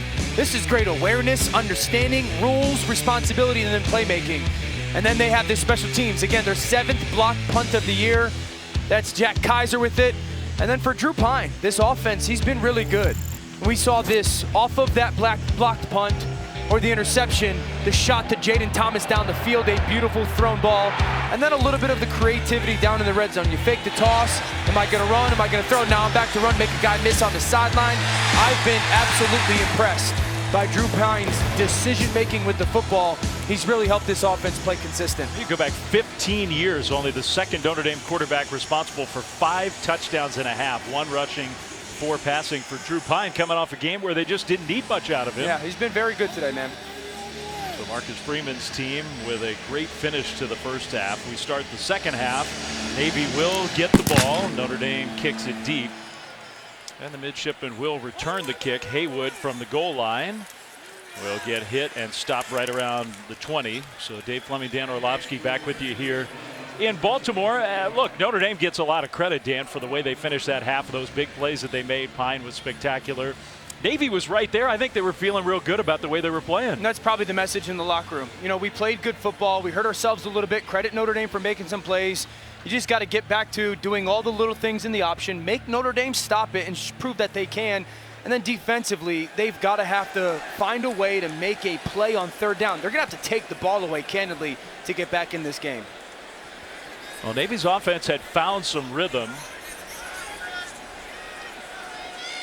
Let's see if they can pick that up again. Our line will hand it off straight ahead. Daba Fofana with a short gain just a few moments ago down on the field. Here's Chris. Coach, you guys really took control there before the half. What did you see out of your team that allowed for the 14-point swing? Well, the ability to get a takeaway, that was huge. You know, we go in and we score after that takeaway, and then the punt block, which has been great for the past few weeks. They did a great job of getting their hands on the ball, and then our offense turned into points. So we ended the first half the way we wanted to. That middleweight's so important, so now we got to start the second half the right way. Appreciate it, Coach. Good luck. Thanks, Chris. All right, thank you, Chris, and thank you to Marcus Freeman. Fofana gets another carry, so right away it's going to be third down for the Navy offense. Last couple times Marcus Freeman's defenses have had a crack at this Navy triple option offense. They've done very well. I think the big thing is you talk to Marcus Freeman about it, and he says really the key is you got to fly to the football. Your perimeter's got to be willing tacklers. You can't stand still, though, either. He always says teams try to play stands. You got to constantly move and pressure it a little bit and be disciplined, but pressure it. 3rd and 5. Our line will keep it. Xavier Arline gets stopped short. So now right away inside their own 30, a decision for Navy on 4th and 1. You're down 35-13. I know the field position doesn't dictate it, but I think the game situation dictates you got to go. Yeah, I mean, you're not going to come back punting the ball here. It's a yard. You've run the ball relatively efficiently today. You got to trust Xavier Arline as his decision making to go run your option, read the unblocked defender, and see if you can go get this. But that takes a lot of discipline in this situation right now, Flem, too. And they've also burned so much clock that they're going to have to use a timeout. Play clock was winding down. They hadn't even broken the huddle. We'll take a break with Navy. 35-13. Back right after this.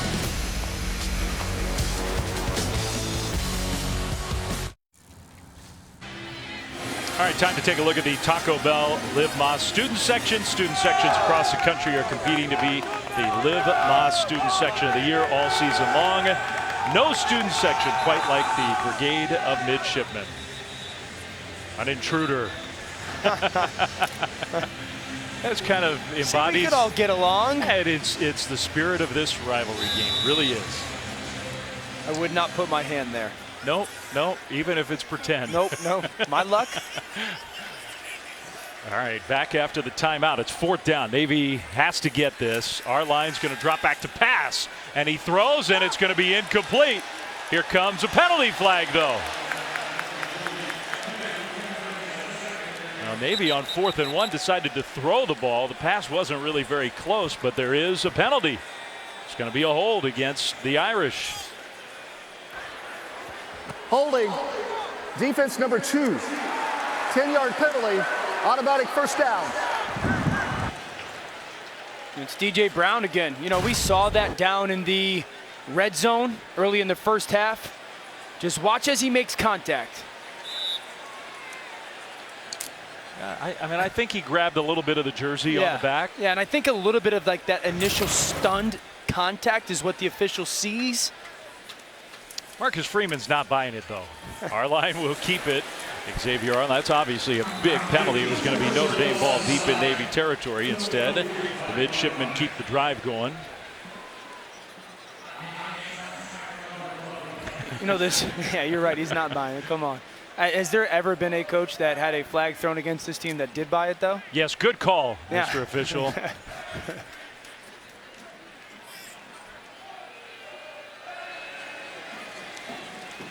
2nd and 3 here. Handoff straight ahead. Big hit. Close, but stopped short of the first down.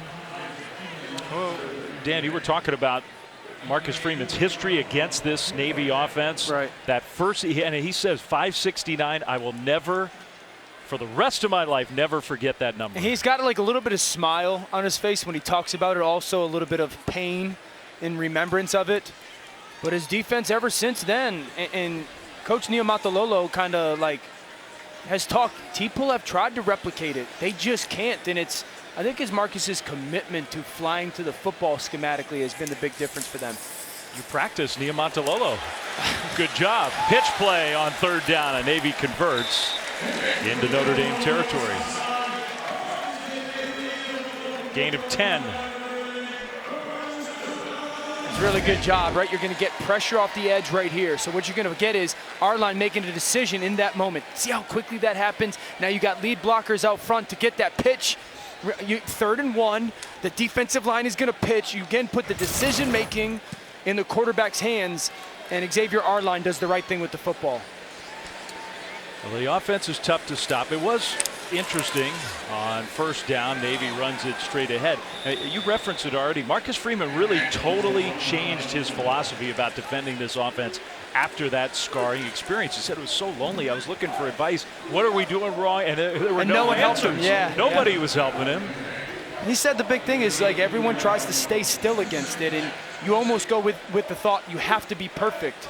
And he kind of changed his mindset to see that's not realistic. We got to be aggressive. They play a little bit of a triangle. They put extra safeties on the field. I mean, look how low they are to the football as well. They got everyone within 7 or 8 yards. Our line, another pitch, this time left side, and a nice cut by Haywood inside the 35, and that's going to be another Navy 1st down.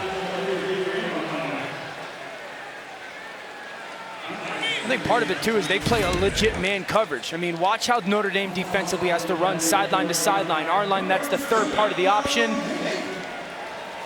Kaiser runs to the football, but you know, like, you got to do a really good job of having your eyes in the right place defensively and knowing that they're going to get some of theirs. Your defensive line's got to stay balanced. It's a very good challenge for Notre Dame. Clock continues to roll. A drive that's taken 5 minutes now. The penalty for the big conversion. Fofana, Notre Dame, you got to give them credit as the game has gone on. That was the big play just the straight fullback dive early in the game. They've adjusted. Yeah, Flem, I think one of the things is their defensive line has started to pinch in. You know, not over-aggressive for Marcus Freeman's group, but pinch in. It's allowing the linebackers to play a little bit on the perimeter of the offensive tackles for Navy's offense. So Al Golden, their defensive coordinator, the defensive play caller, I think a little bit of the adjustment after that first couple series for Navy's been good.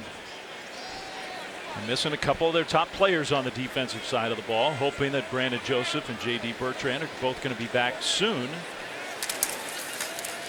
Now Navy, our line will keep. Our line got tripped up. I think he was thinking a chance for a big game, but Leofau with a nice tackle. Man, what a great tackle by Leofau. Again, I'll say this, Navy right now, 4-down territory. You've got such a good drive going on right now. You're taking time off the clock. They play a little bit of like old school Big Ten basketball, so to speak. They wear the clock out. You don't get a ton of possessions. Everything matters for them with the score where it is. You're thinking 4-down territory. And they just can't change who they are. Correct, yeah, it is. They know who they are, right? Talent-wise and whatnot, and they've had a ton of success over a long period of time doing it. So even if the score would dictate maybe a quicker tempo or throwing the ball more, they're just not equipped to do it. Now, Navy, did they have to burn another timeout? They did. Before that has been an issue. Navy called their second timeout of the half. That's the second one already on this drive. Timeout on the field in Baltimore. Back after this. A breakfast croissant? Well, Week 10 Monday Night Football will be in Philadelphia. What a stretch for that sports town. It's the Eagles and Washington. Jalen Hurts and company trying to stay undefeated. That's Monday, 8 Eastern, 5 Pacific on ESPN. ESPN Deportes, the ESPN app. Monday Night Countdown kicks off our coverage at 6 Eastern. What do we think? A chance? I mean, there's a chance. I think the December 4th game against Tennessee is, I would say, their likeliest loss because Tennessee they've got a very specific style that they play. Obviously, the game against Dallas in Dallas on Christmas Eve is going to be a good matchup. They got a chance. I don't see it happening. Tennessee in the game at Dallas is the two hiccup potentials. Well, there's a reason it's been a long time since the team went undefeated. Navy ball out of the timeout on 3rd down. Anton Hall, who limped off the field in the first half. Good to see him back out there.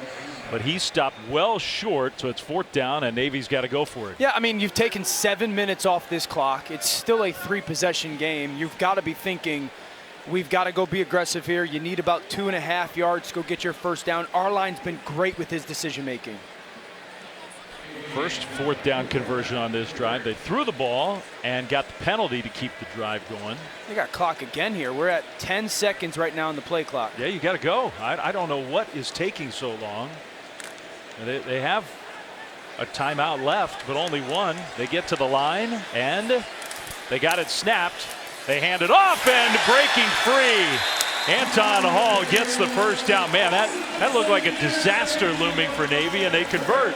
You really run just like frontside G. Watch the left guard pull and kick out in a great cut by Haywood. I think the breaking the huddle late was actually strategic. They stay in the huddle as late as possible. They sprint to the line of scrimmage, get into a certain formation, quickly snap the ball, and you just catch Notre Dame off guard defensively. So I actually think that's a great job by Coach Niumatalolo of strategically using that huddle. I take it all back. It was strategy. Look at him. Look at him. No sweat. First down, Navy, our line. Play fake. Back to pass. Xavier Arline dancing around now. Cannot get away. Well contained, but Notre Dame, I think, ripped the helmet off that. I think that's going to be a face mask penalty. Personal foul, grabbing the face mask. Defense number 8. The penalty is half the distance to the goal line. Automatic first down, and the player that lost his helmet will not have to leave the game due to the foul. First down. Yeah, that's the right call. I mean, Leofau running to the football. Good cut by our line. Yep. And he knows it. You could see it right afterwards. Like, yeah. And tough play. So that's a second very big penalty on this drive against the Notre Dame defense.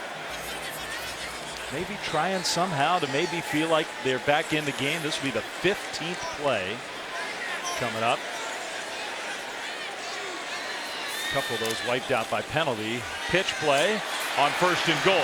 Good pursuit from Notre Dame, and Navy loses a yard. DJ Brown and Xavier Watts. You know, I talked about, this is Xavier Watts, okay? Look where he starts and how he runs to the football.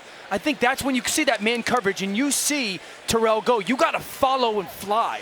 That's one of the things that I think stands out with this Marcus Freeman defense against this option is you might start on one side of the field. We saw it with the Clarence Lewis interception, but you got to fly to the other side of the field and be a replace in the alley tackler. 2nd and goal. We're under 6 minutes to go in the 3rd quarter. Notre Dame hadn't had the ball since halftime. Another straight ahead run, and again, well defended by the Irish. Fofana stacked up by Kaiser and company.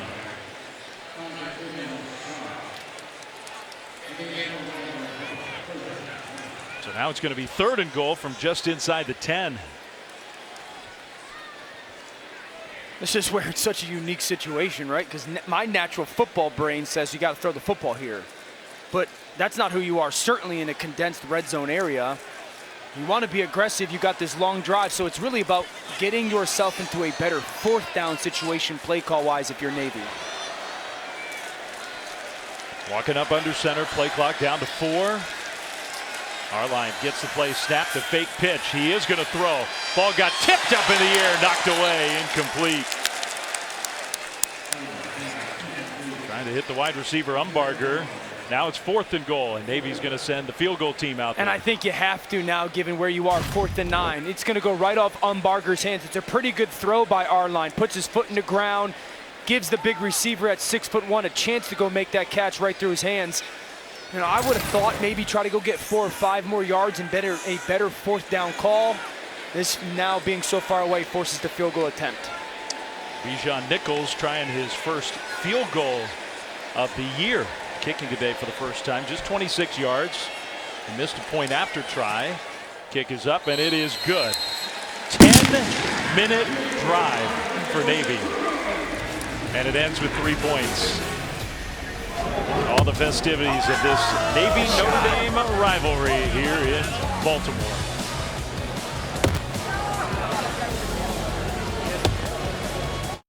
More truck owners are switching to Ram.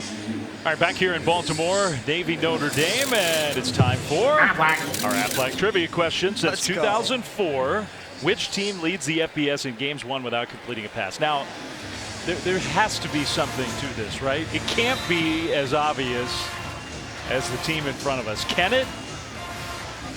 That's the trick part of the question. This is the hardest one I've ever had because I feel like it's too obvious. There aren't that many choices. Not many teams win a game without completing a pass. Let's go down on the field to Chris Budden. Yesterday was Veterans Day, and Marcus Freeman's first phone call in the morning was to his father, Michael, to wish him a happy Veterans Day. He spent nearly 30 years in the Air Force. In fact, met Marcus's mom, Chong, while he was serving in South Korea. Marcus was born on an Air Force base in Fairborn, Ohio. When you talk to Coach Freeman about what it was like growing up, because we were up at 5 a.m. every morning, running in place while he worked out, and those things last. Like, Marcus still gets up 5 a.m. every morning just to go running. Fun wasn't always the theme of the Freeman household when Marcus was a young man. Pine gets pressured and he goes down. The first offensive play of the second half for Notre Dame, and Colin Ramos gets the sack. What Coach Freeman doesn't know is I actually secretly taped that conversation. I'm playing it for my kids. Really good job by pressure. Navy has been unapologetic about it, bringing constant pressure.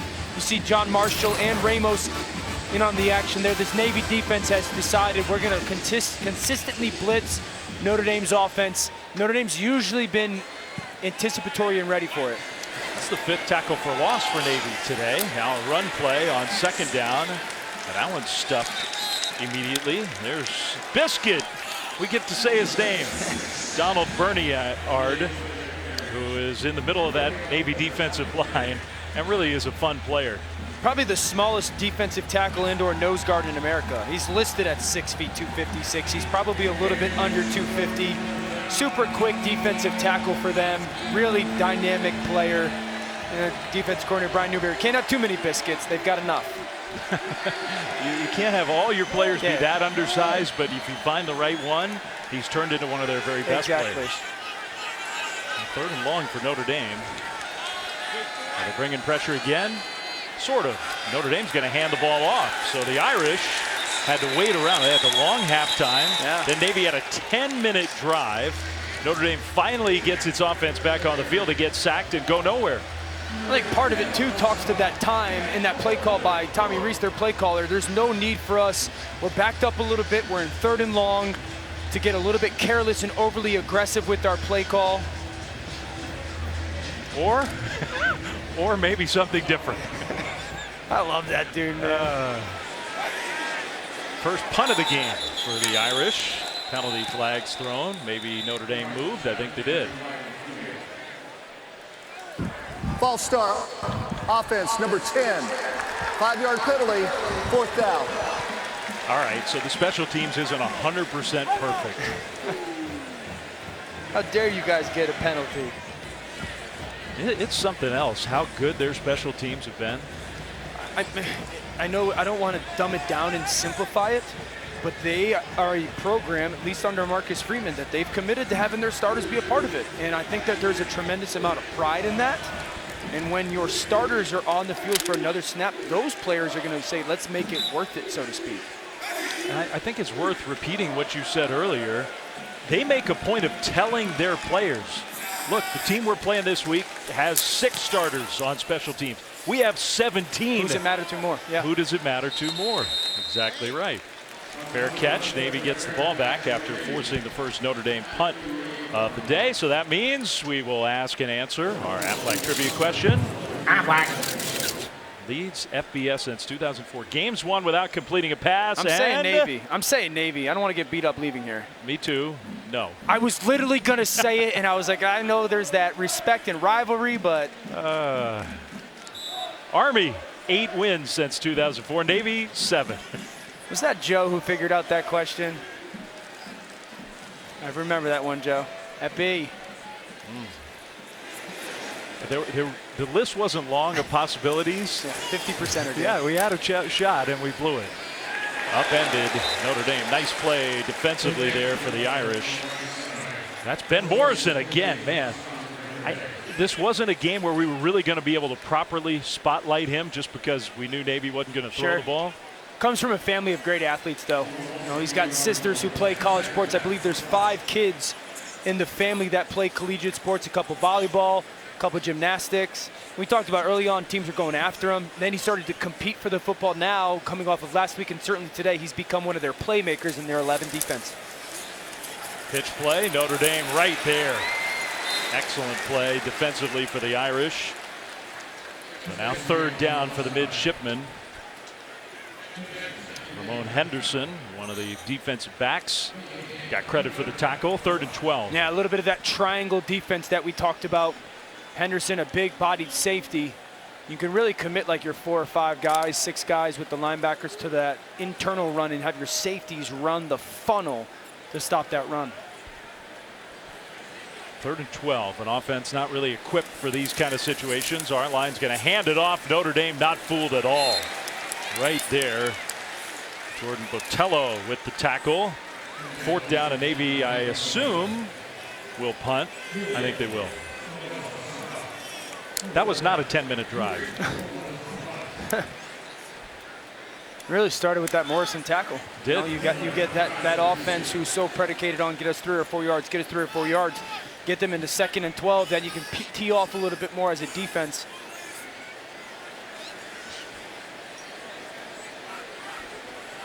Final minute of the 3rd quarter. They get the punt off this time. No block for the Irish special teams. And a thought maybe returnable. But Matt Salerno got tackled immediately. So the Irish do get the ball back. 45 seconds on the clock, 3rd quarter. Saturday night football game presented by Capital One in the Big 12. A very important game. Not just in that conference, but nationally. Number 4 TCU, number 18 Texas tonight, 7:30 Eastern, 4:30 Pacific. Right here on ABC, stream live on the app. Number 4 ranked team in the country. Sonny Dykes, his first year there. He's 4-0 against ranked opponents. They're scoring 43 a game. My good, and Max Duggan is on a really big list right now for Heisman Trophy candidates, the way that he's quarterbacked that offense. Sonny Dykes has got a great offensive mind. You know, when you look at Texas and Steve Sarkisian, their head coach, I honestly believe that Notre Dame needs to look at this just a little bit, if I'm just being dead honest. So if we were going to sit here and talk about Notre Dame as a whole, we'd say really good football team, got a ton of talent. When are they going to get their Quinn Ewers, who's the starting quarterback at Texas, went to Ohio State, transfers down, he's going to be a top 5 pick in the NFL draft. I think that's where Marcus Freeman, if he could really put his stamp on Notre Dame, is go get that big-time talented quarterback. Irish run the ball on 2nd down, and obviously Notre Dame, with the score the way it is against this opponent, is going to be a little more conservative here in the second half. It's a question worth pondering, and we have some time to do that as we turn the page to quarter number 4. The Midshipmen and the Irish here from Baltimore. We'll be back for the 4th quarter after this message and a word from our ABC stations.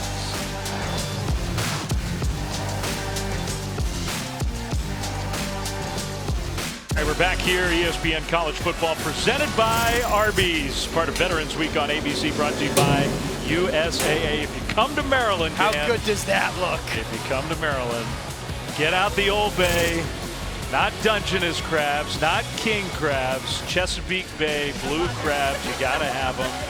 Those are big ones right there. Yeah, so controversial take. I'm not an Old Bay person, but I do love crab and crab cake. So those didn't look good to you? They did.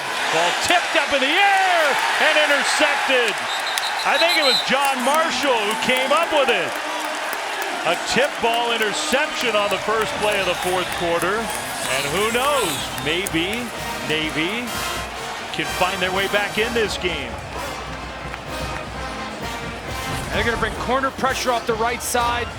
He gets his hands up to pop the ball in the air. Marshall finds it.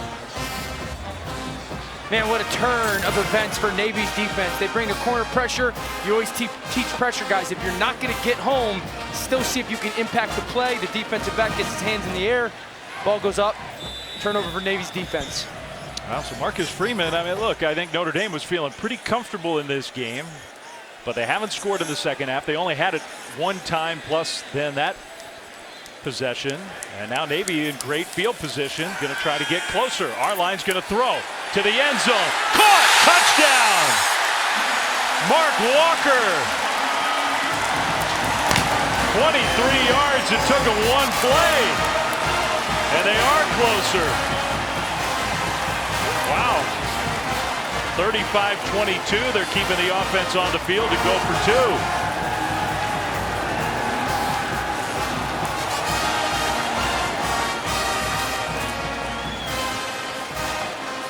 Maybe not as dramatic as we had that sequence at the end of the 2nd quarter, but this is a turnaround here these last couple plays. Massive.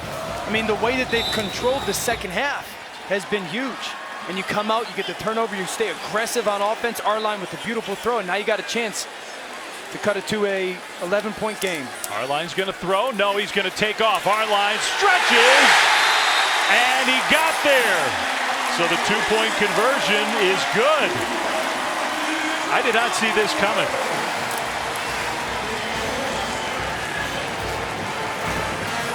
What a chain of events for Navy. Credit the defense. They come with the pressure. Ball gets popped up in the air. Their big-time linebacker, John Marshall, the senior, gets the interception. Then our line to Mark Walker. Stay aggressive on offense and then put the ball in your best player's hands. Quarterback draw. Find a way, Xavier Arline. Navy right back in it in Baltimore.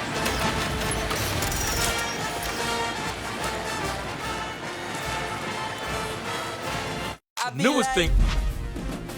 Kevin and Boog back in studio in Fayetteville. How about Arkansas, Boog? No KJ Jefferson, Cade Fortin, and Matt Landers. Yeah, LSU brings the blitz, gets burned, Kev. Arkansas on their 3rd quarterback also. Number 7 LSU only up by 3 early in the 4th over on ESPN. How about that? Less than an hour away at the Big House. Flavor Flav's there. No need to be out in the snow. Clearly, Flavor Flav. The clock is a little bit smaller than the ones we've seen in the past there. Back to you, Dave and Dan. He didn't call Booger to ask for advice. He should show up. Smartest thing he's done in his life. Wow, what a turn of events here. We've had so many swings. A short kick, and Estime is going to field it as the up man, and he breaks a tackle. Well, the short kick did not work the way Navy wanted it to, thanks to the extra effort for Estime. Let's go back to the touchdown. Okay, so this is Mark Walker. He's going to run a post, but I want everyone to pay attention to Vincent Terrell. As he arc releases, we call that getting into the contrail. See how he's stacked behind? These defenders are going to pass that off. When you get stacked right there, you cause confusion. That's what allows Walker to break in and win on that post. It's all about the release by Vincent Terrell. Really good job. Confusion by Notre Dame's coverage. And that equals that huge touchdown for Navy's offense.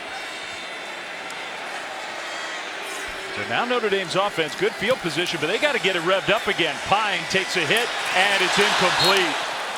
Incomplete, trying to hit Michael Mayer, and he almost had him. And he talked about a little bit of pressure affecting Drew Pine, because this is a great play call and design. You clear out with the post, watch Mayer on the right side. A little shot from Drew Pine just out of his extended arms. A little bit, and you can see the frustration, just a little bit of a missed opportunity for Michael Mayer, who only has 2 catches on the day.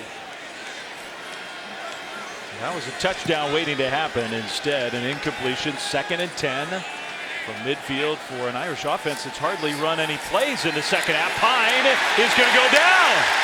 So the pressure starting to get to the Notre Dame quarterback, this time Clay Cromwell. The whole feel of the game has changed. Here comes all-out pressure again. Marshall, Cromwell, everybody. They're playing zero coverage. Everybody's playing man. If you're not, you're blitzing. Drew Pine doesn't see it. And now another 3rd and long. The real story is, in the first half, Notre Dame converted them all.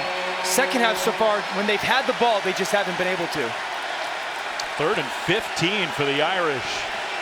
Drop 8 coverage. You got to use your eyes, Drew Pine. Right? You got to figure out a window and manipulate defenders. Get the play snapped. Pine looking, throwing. He's got his man complete. Notre Dame first down into Navy territory. Another excellent job by the quarterback, Drew Pine. It's a great job. It's that dagger concept we talked about. Watch the shallow cross. That's Michael Mayer. You're trying to get that second-level defender to step up. Navy obliges. You ripped it in right behind. Just well done. Those plays have been huge today. Yeah, and they're simple plays for us quarterbacks to execute as long as you know who you're trying to use. 21 yards to Dion Colsey. A big conversion for the Irish. Pine's going to throw on first down, and Pine's going to get sacked again. Ramos, John Marshall was in there. Drew Pine, they're blitzing you, bud. You got to get the ball out of your hands. You don't have enough people to protect. They've got one more. That's the added-on blitzer right there, Ramos. So offensively, Tommy Rees is saying, hey, they're pressuring us. Let's get out of your hands. I'm giving you options. He's got to see it and allow those guys as playmakers to get yards after the catch. Loss of 7. That's the 3rd Navy sack. There it is, the difference in the blitz protection. Handoff, draw play on 2nd and long. Navy was ready for that one. Gain of maybe a couple yards for Chris Tyree. So here we go again. And so if you're Tommy Rees right now, another 3rd and long situation, you're up by 11.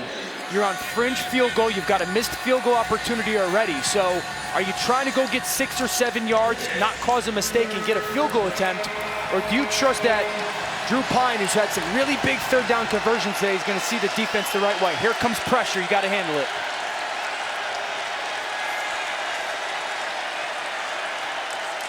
There it comes, see? Pressure from each. Now Drew Pine's got to communicate. Where's your one-on-one? Get it out of your hands. Pine with the pressure. Oh, Navy goes down. Ramos again. They're going to save ball down, even though Navy thought they came up with it. Another big loss and another Navy sack.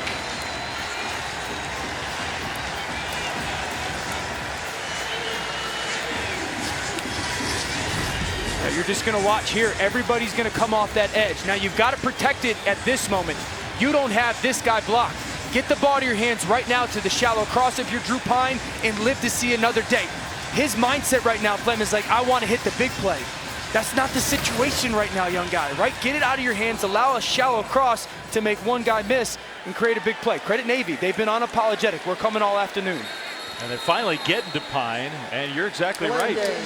Now, offense, 5-yard penalty, Fourth down. There's really two philosophies as an offense when you're dealing with teams that are going to pressure you. Do we want to try and get it out and survive, or block them up and hurt them? In Notre Dame, at least at quarterback Drew Pine, they've tried to think that they can block them up and hurt them. They haven't been able to. You got to transition to get it out and survive. Phone calls have become a thing for Notre Dame. Animated. That one was pretty tame comparatively. This was a 35-13 game at halftime. Navy's going to get the ball back here. Not great field position, but penalty flag down. They're down 11. They've got 11 minutes to go. See who the penalty's against. I think it's against the Irish.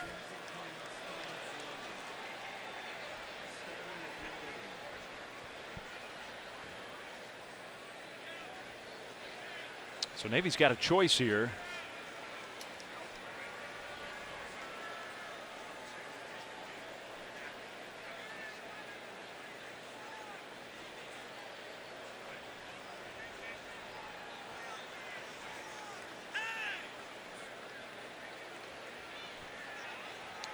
So are they trying to determine where the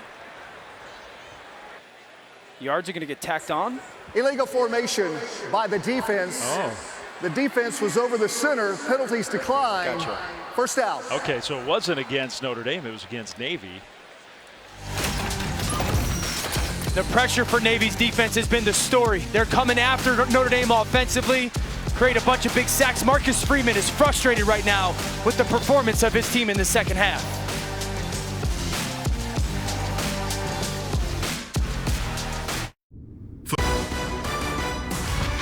College football on ABC is presented by Arby's. Arby's, we have the meats. And in part by Dave & Buster's. Eat and Play Combo is back, starting at only $19.99. Well, pretty cool. Some of the shots from this rivalry over the years, last century. Soldier Field, Baltimore Stadium, Cleveland Municipal, the old-timey game program. These teams are playing for the 95th time, Navy and Notre Dame. And if you were with us through halftime and thought, this one's not going to have a lot of drama, we've got a little drama. My friend. Yeah, exactly what we dialed up. Now, not great field position for Navy. They're going to throw on first down. Our line will not get away. So the Notre Dame defense comes up with a sack.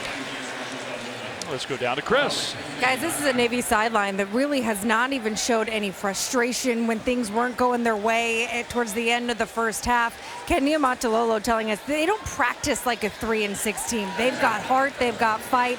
And I spoke to some seniors this week. This is an incredibly close class. They've lost more than 30 members from that team since they started their freshman year because of everything they've gone through, and they want to finish this thing with a bowl game. You could argue that no team program was impacted more by COVID than this Navy team. We're still a couple of years later feeling the effects of that. Our line with a nice gain on the keeper on 2nd and long. But Xavier Arline, that doesn't look good. Left ankle already taped up. He's played well. Navy needs him. We might see Masai Maynard come into the game. We'll hope our line's okay.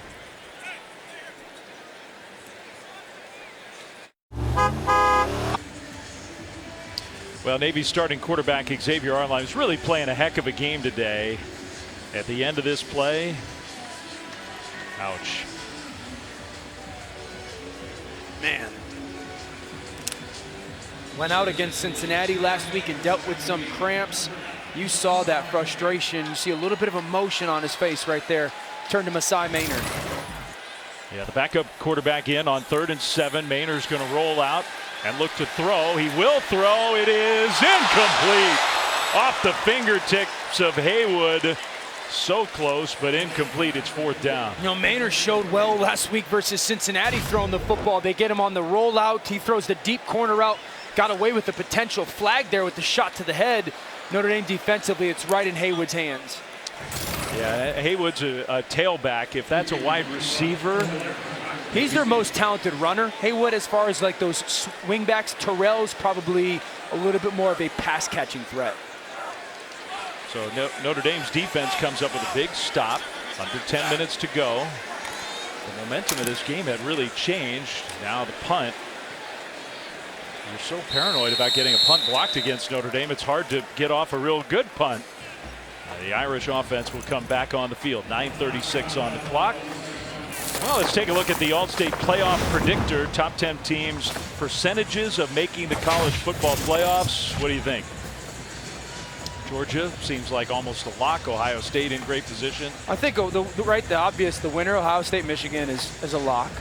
Depending how that game goes, though, you sit there and go, can both of those get in? Because Tennessee's in a dogfight right now with Missouri. Clemson's, they're not out, but they've got to have a lot of things happen their way. Alabama, TCU's undefeated.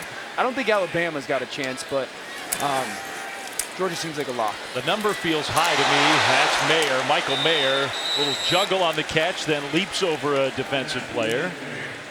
They get a nice gain on first down. It's been a relatively quiet day for one of the great tight ends in college football. Notre Dame had 35 at halftime. They have not scored in the second half. It seems like Notre Dame wants to be a little bit more clock conscious right now as they're trying to wind down a little bit of the play clock as well, snapping under 15 seconds. We saw a little bit of this last week versus Clemson. That muddle, huddle, let the clock wind down, break it, and snap. Pine gets the snap. Estime chugs forward. Stopped a couple yards short. Well, if you're thinking like the Notre Dame head coach, you got the backup quarterback now in for Navy. It's not a hurry-up style Great offense. Point. Yep, great point. Under 9 minutes to go. You're up 2 scores. You're reeling just a little bit, Navy's got a little bit of momentum. You almost feel like, let's just get out of here. Sure. The way this second half is going, that's pretty amazing. You got to tip your hat to Navy and what they've done defensively. 3rd and 2 here. Diggs in the backfield. Diggs got tackled right as he took the handoff. Man, Navy almost took the handoff themselves. Rayon Lane, nice play. Now, Rayon Lane's a young superstar. This is him coming off the edge right now. See as that ball is going to get snapped, triggers it, and goes right after it. Notre Dame absolutely should punt this football away. You talked about Masai Maynard, the backup quarterback in for Navy. Let's force Navy's offense, and somewhat through the air, at least with their backup quarterback, to go the length of the field. I cannot say enough about Navy's defense, man. It has been a impressive second half. I agree. Short punt here with the fair catch at about the 13-yard line. So Navy gets the ball right back. 7:32 to go. Down 11 against Notre Dame. The AAC on ESPN Plus. Featured upcoming events. You got the men's soccer championship final tomorrow. Memphis and North Alabama. College football next Saturday afternoon. Every Thursday 4 Eastern. The show All-American focuses on football, but also highlights all the other fall sports. If you're an AAC fan of the American, gotta have it. ESPNplus.com/AAC. All right, the mascot calm right now. Hoping to have something more to kick his hooves about. Masai Maynard down the right sideline, and a penalty flag is thrown. 2 of them, in fact. You can be physical, you can't be that physical. Houston Griffith gets flagged. Terrell out of the backfield was the intended target. Pass interference, defense number 3, automatic first down. They're trying to get Terrell on a little bit of a rail route. Saw the ball to Haywood before. Griffith playing man-to-man coverage. Yeah. I'll say this, well done by Vincent Terrell. I think Terrell definitely aided in getting that flag call. It's fascinating to watch this right now because if you're Notre Dame defensively, you have had a very specific style of defense for the majority of this game. Now Masai Maynard comes in, he's much more of a thrower. How do they change philosophically? He drops back to pass, and he will now take off, takes a big hit as he tried to get back to the line of scrimmage, and he did. Let's go down to Chris. Xavier Arline out of the medical tent dealing with an ankle injury. They wrapped it, took some pain medication. He's been testing it on the sidelines, trying to convince the training staff that he's good enough to go back in. Well, he was playing arguably the best game he's ever played. Yeah, against a big-time opponent. Maynor, who is more, there's no pure passer in this offense, but he is a little bit more of a thrower, less experience running the option. He's going to run the option here, and he goes down. Notre Dame swarms him. Gabriel Rubio, the redshirt freshman from St. Louis. Yeah, it's Rubio, a little bit of Collie early on. You see Prince Collie right there shoot through the B gap in between the guard and the tackle, and he gets that initial contact, and then Rubio finish it. Now there's Xavier Arline, obviously an incredible competitor, as tough as they come. And if you're Navy offensively, you're in the situation where here it comes, an obvious passing moment. Play clock winding down here for Navy. And the game clock winding as well. Navy will try to get lined up here. They get the play snapped. Here comes some pressure. Maynor throws, and it's incomplete. And he took a big hit. I think it was Rubio again, intended for Walker. It's 4th down.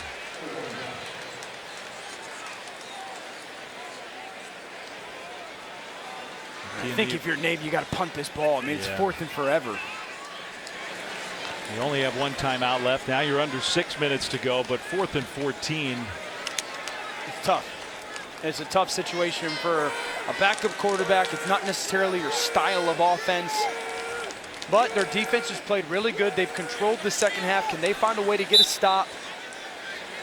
Get the ball back to Masai Maynor in their offense. Amazing that we've gotten to the point where it feels like now Notre Dame's just trying to get out of here with a win. Oh, absolutely. Reithman punts it, and no fair catch signal. The big hit, that's a mistake on special teams. You got to fair catch that. But he held onto the ball. That's Lane with the special teams tackle. Notre Dame's special teams so good. This was a really nice play by Navy's special teams unit.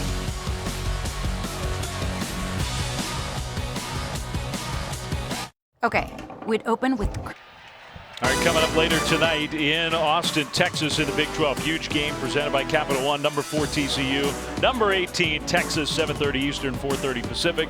On ABC, it'll stream on the ESPN app. Texas beat Kansas State last week. They control their own destiny to get to that Big 12 championship game. All right, Notre Dame's going to throw the ball, and Pine gets hit from behind. Another sack for Navy's defense, and it's Rayon Lane. It's the same story. I mean, they're taking their shot. It's a touchdown if Drew Pine just throws the ball. All-out pressure. You've got 9 guys blocking. Get it out of your hands. Once you get that first hitch, Flem, like the ball's just got to go up, and you got to take your shot to Braden Lenzy. Defensive coordinator Brian Newberry's been very aggressive. One of the better beards you'll ever see in America.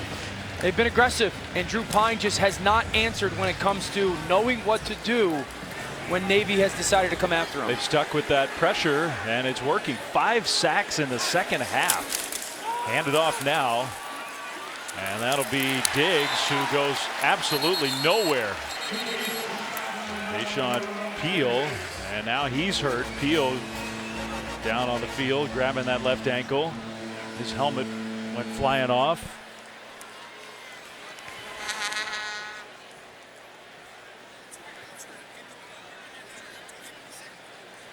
Some big injuries here late in the game for Navy.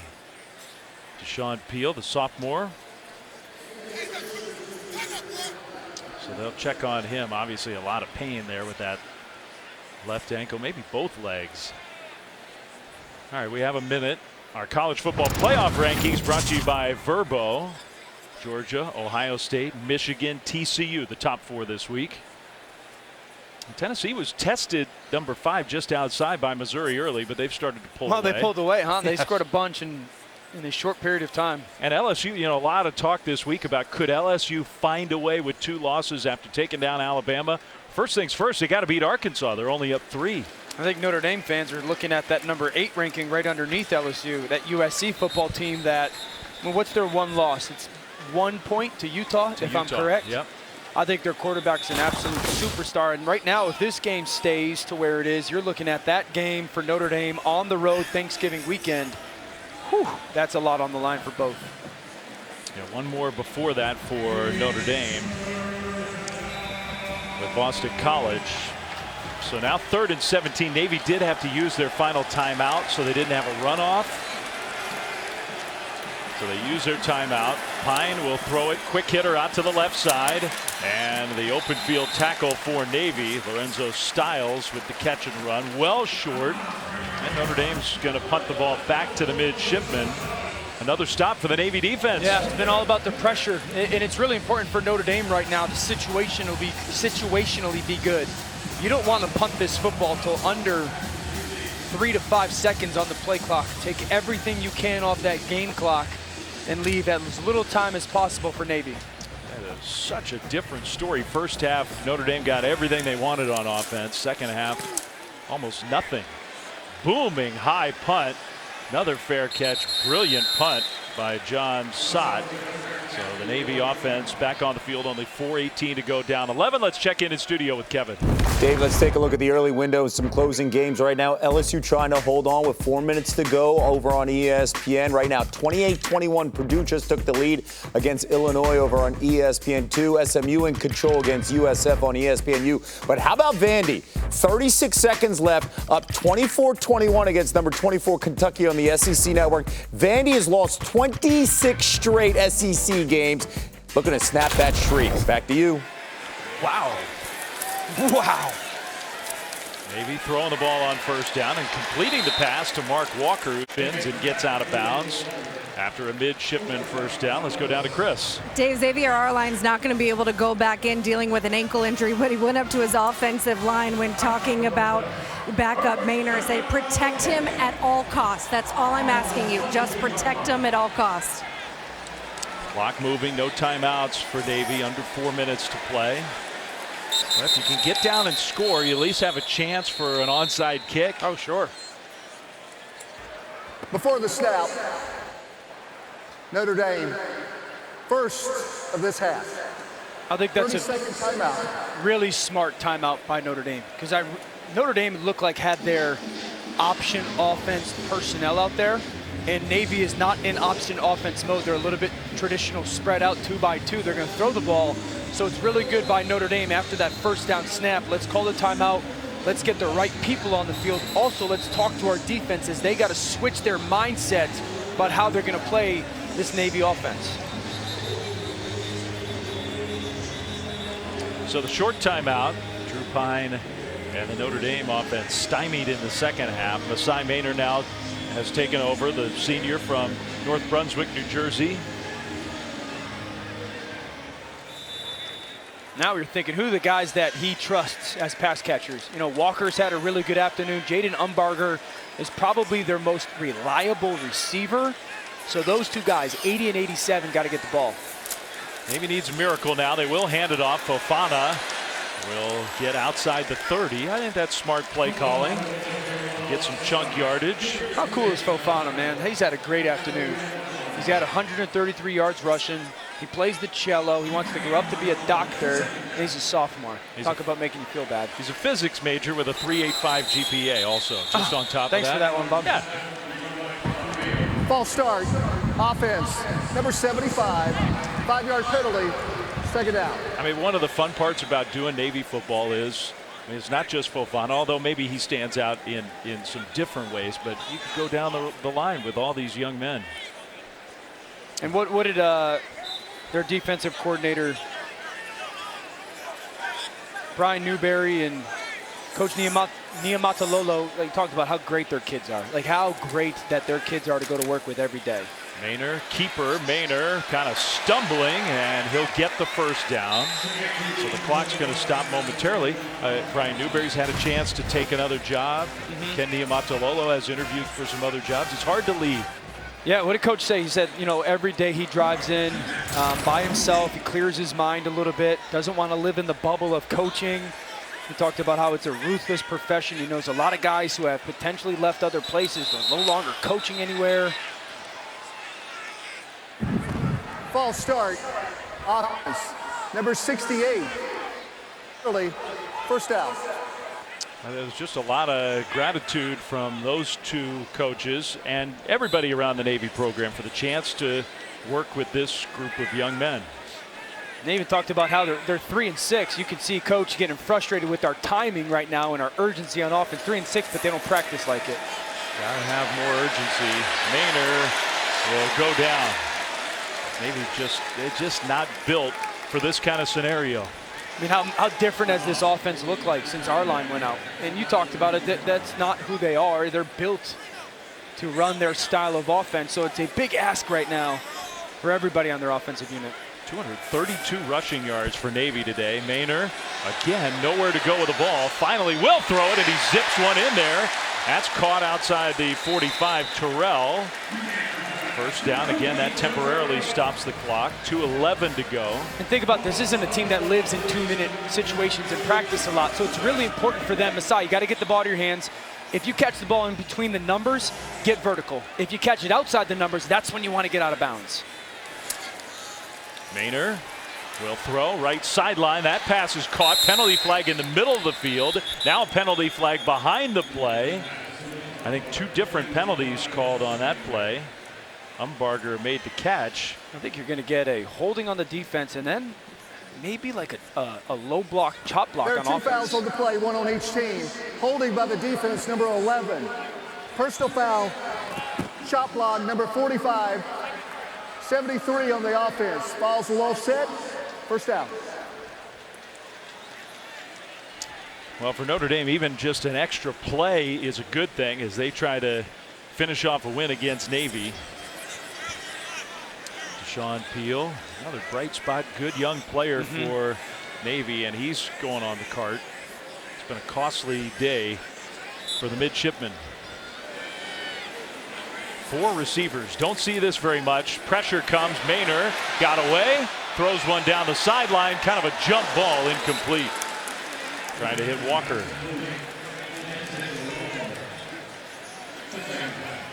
Cam Hart with the coverage.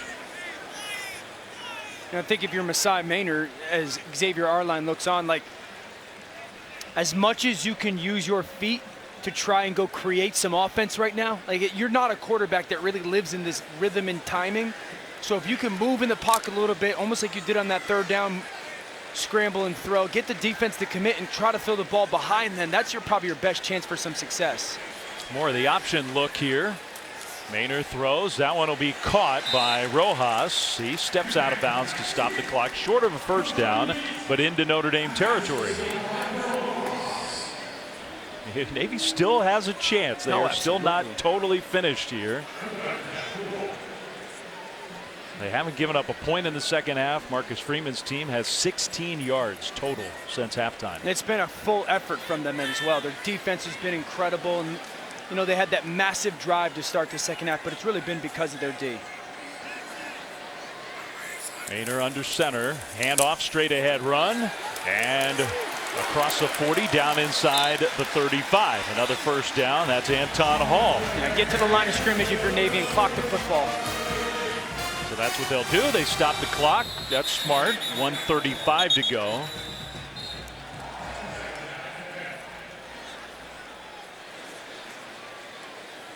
For a team that almost never has to do this. Hasn't been bad, right? They've actually executed, I think, pretty well. And they're doing it with their backup quarterback. Now, granted, Maynor's a little bit of a better thrower, or a little bit more natural thrower than Xavier Arline, but they've really been good in these situations. Notre Dame had 12 men on the field, so they gained an extra 5 yards. Everything right now is no short completion, and you can't take a sack if you're Masai Maynor. That doesn't help. Time right now is everything. Well, what'd you say about the Midshipmen? They don't quit. Never, man. It's so inspiring to watch. Maynor hands it off and trying to break through a tackle down to the 20. That's Hall again. Clock it. Did they spot him for a first down? They did. So now you can clock it. That's exactly what they do. I think some seconds ticked away there that maybe shouldn't have. That was a first down. The clock didn't seem to me to stop. I mean, Notre Dame backed up here now with their defense. This thing could get stressful in a minute. You know what I'm liking right now is Notre Dame defensively has obviously said we're going to play coverage, as they should. And so Navy's actually reverted back to a little bit more of running the football. If Notre Dame is going to play 8 guys back and only 3 defensive linemen and make sure that the ball doesn't go over their heads, they can continue to pound that fullback dive that's had a little bit of success here. I mean, again, you're in a spot where it's going to take something remarkable to actually pull off a win. Sure. This is what we were talking about. So the clock starts when the play begins. You get the first down. The clock's supposed to stop right there. Okay, like 1:30, maybe 1:29. Sure. There's an extra what? 7-8 seconds that pull off the clock. Yeah. Then you reset when everybody's ready to go, and maybe a second or two goes off. That might be a play for Navy. You got to remember, if you're Navy right now, you're also in field goal range. So you're not living in 4-down mandatory territory, because if you knock a field goal in and you get the onside kick, at least you have that chance to get that second possession and throw a couple Hail Marys. The previous play is under further review. Okay. Now we're going to review it.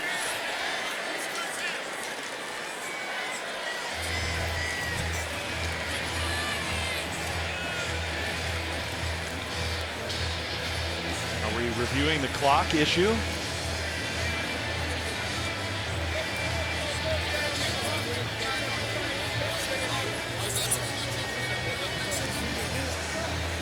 (35-24), a minute 23 to go. It was 35-13 at halftime, Notre Dame. I mean, since we have just a minute here, Dan, I mean, is it worth asking the question? All right, Notre Dame, the feeling this year has been playing up and down to the level of competition. What's the feeling coming out of this one, assuming they do hang on and beat Navy? I think you always go into these games cautious because of the style of offense. You know, like it's the only time you ever see it, and it's a very difficult offense to stop. So you always go into these games just fingers crossed that you can get out.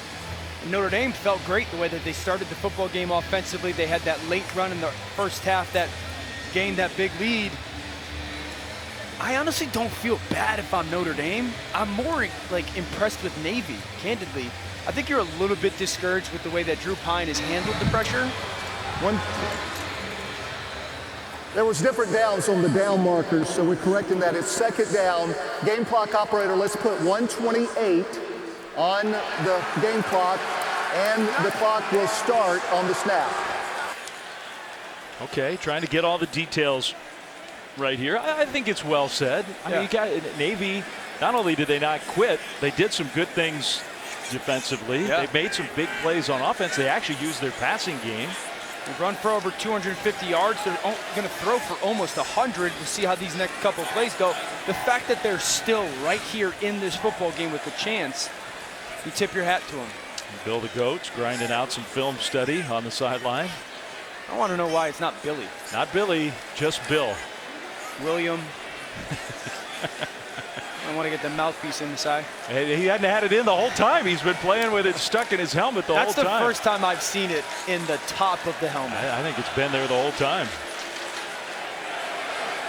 It's not supposed to be there.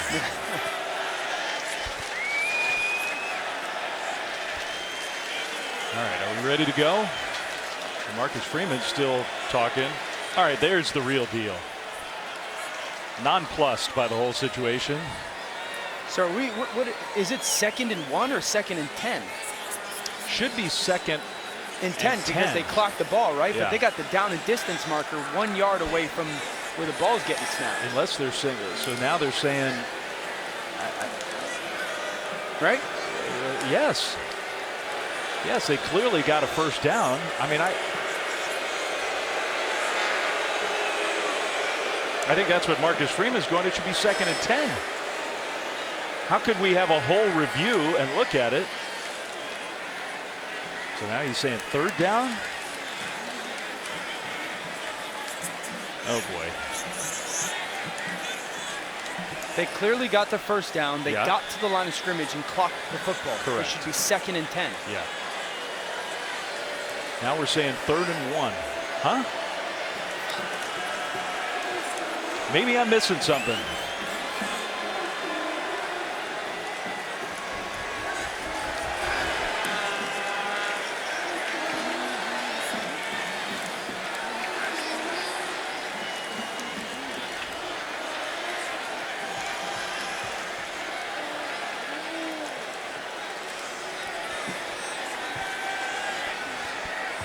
All right. The play's going to be reviewed once again because there is a different opinion on downs. We're going to correct it.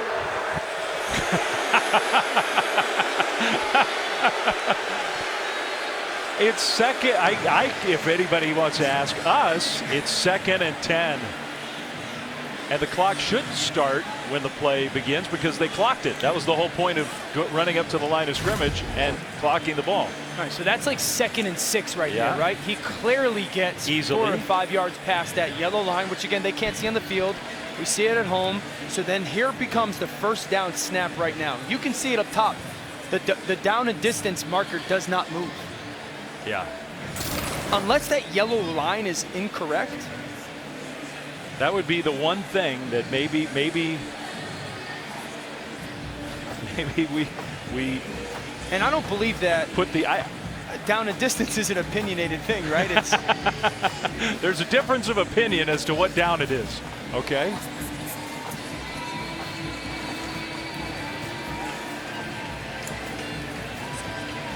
Because here's the reality too.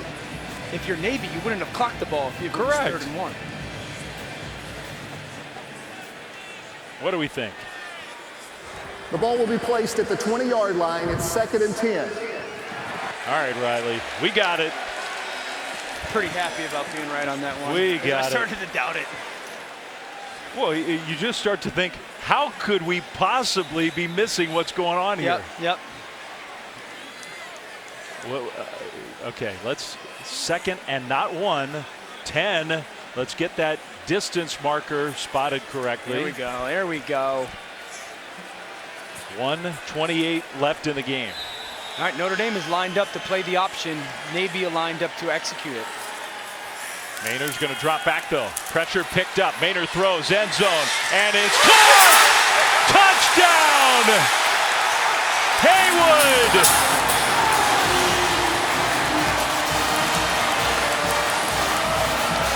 Navy will go for 2. After all that waiting, Navy came up with a heck of a play. Masai Maynard's touchdown pass. Look at Haywood. Lines up in the backfield, runs a little bit of a wheel route. Masai Maynard throws a beautiful pass, and Haywood goes down to secure the catch. His elbows get underneath here. Yeah, it looks like he's got that safe pin to his chest. My goodness, what a performance by Navy. Wow, now a chance to cut it to 3, to where if you could recover a kick, you'd only need a field goal to get to overtime. A pitch play, and they got there! The conversion for Terrell.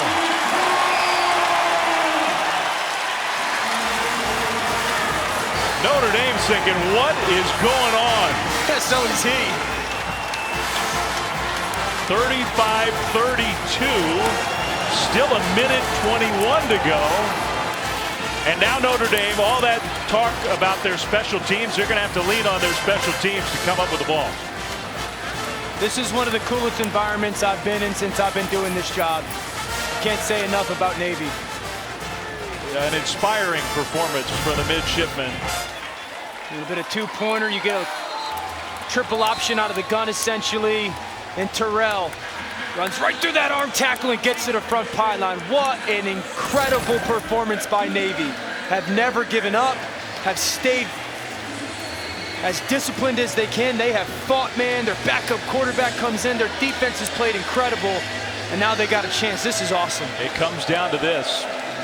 They don't have a timeout. And they've done this at the end without their starting quarterback. They don't have a timeout, so if they don't recover, the game's going to be over. Brian Mason getting his special teams hands unit lined up. Daniel Davies, the onside kicker for Navy. They'll bunch together.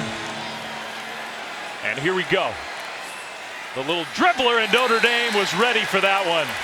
So the Irish come up with the ball, and that, for Brian Mason and the special teams unit, will save the game for Notre Dame.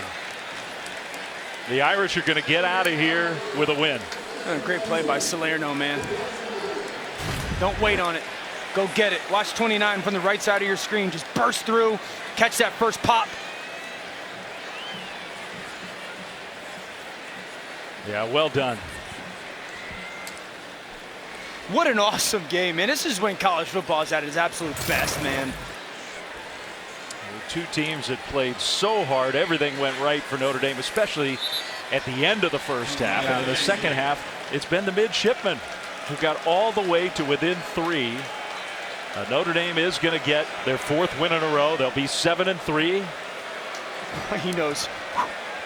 You just got to take a deep breath if you're Marcus Freeman and say, thank God we got out of there. If you're Navy, man, so close, but did so many great things. There is nothing that you should be disappointed about, to hang your head about. I know it's easy for me to say, but that's as inspired a performance that I think I've seen in college football. It sounds corny almost, but that's what college football is supposed to be about. Man. What those midshipmen did in the second half, when they were out of the game, it was over. Totally. That will be the final snap, and Marcus Freeman has beaten Navy. It was not at all easy. Not at all.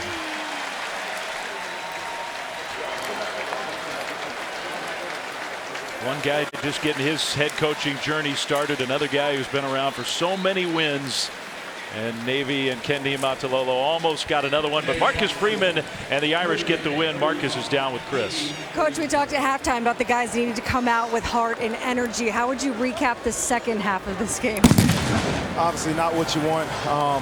Man, you got to continue to tell yourself it's so hard to win and to appreciate it. We didn't finish the way we wanted to. Thankfully, we're able to come out with a victory, so we got to get some things cleaned up on both sides of the ball, but you know, we'll take a victory. That's most important. You talked with this team about staying in the middle, not being too high, not being too low. How do you think they responded coming off the high that you guys had just a week ago?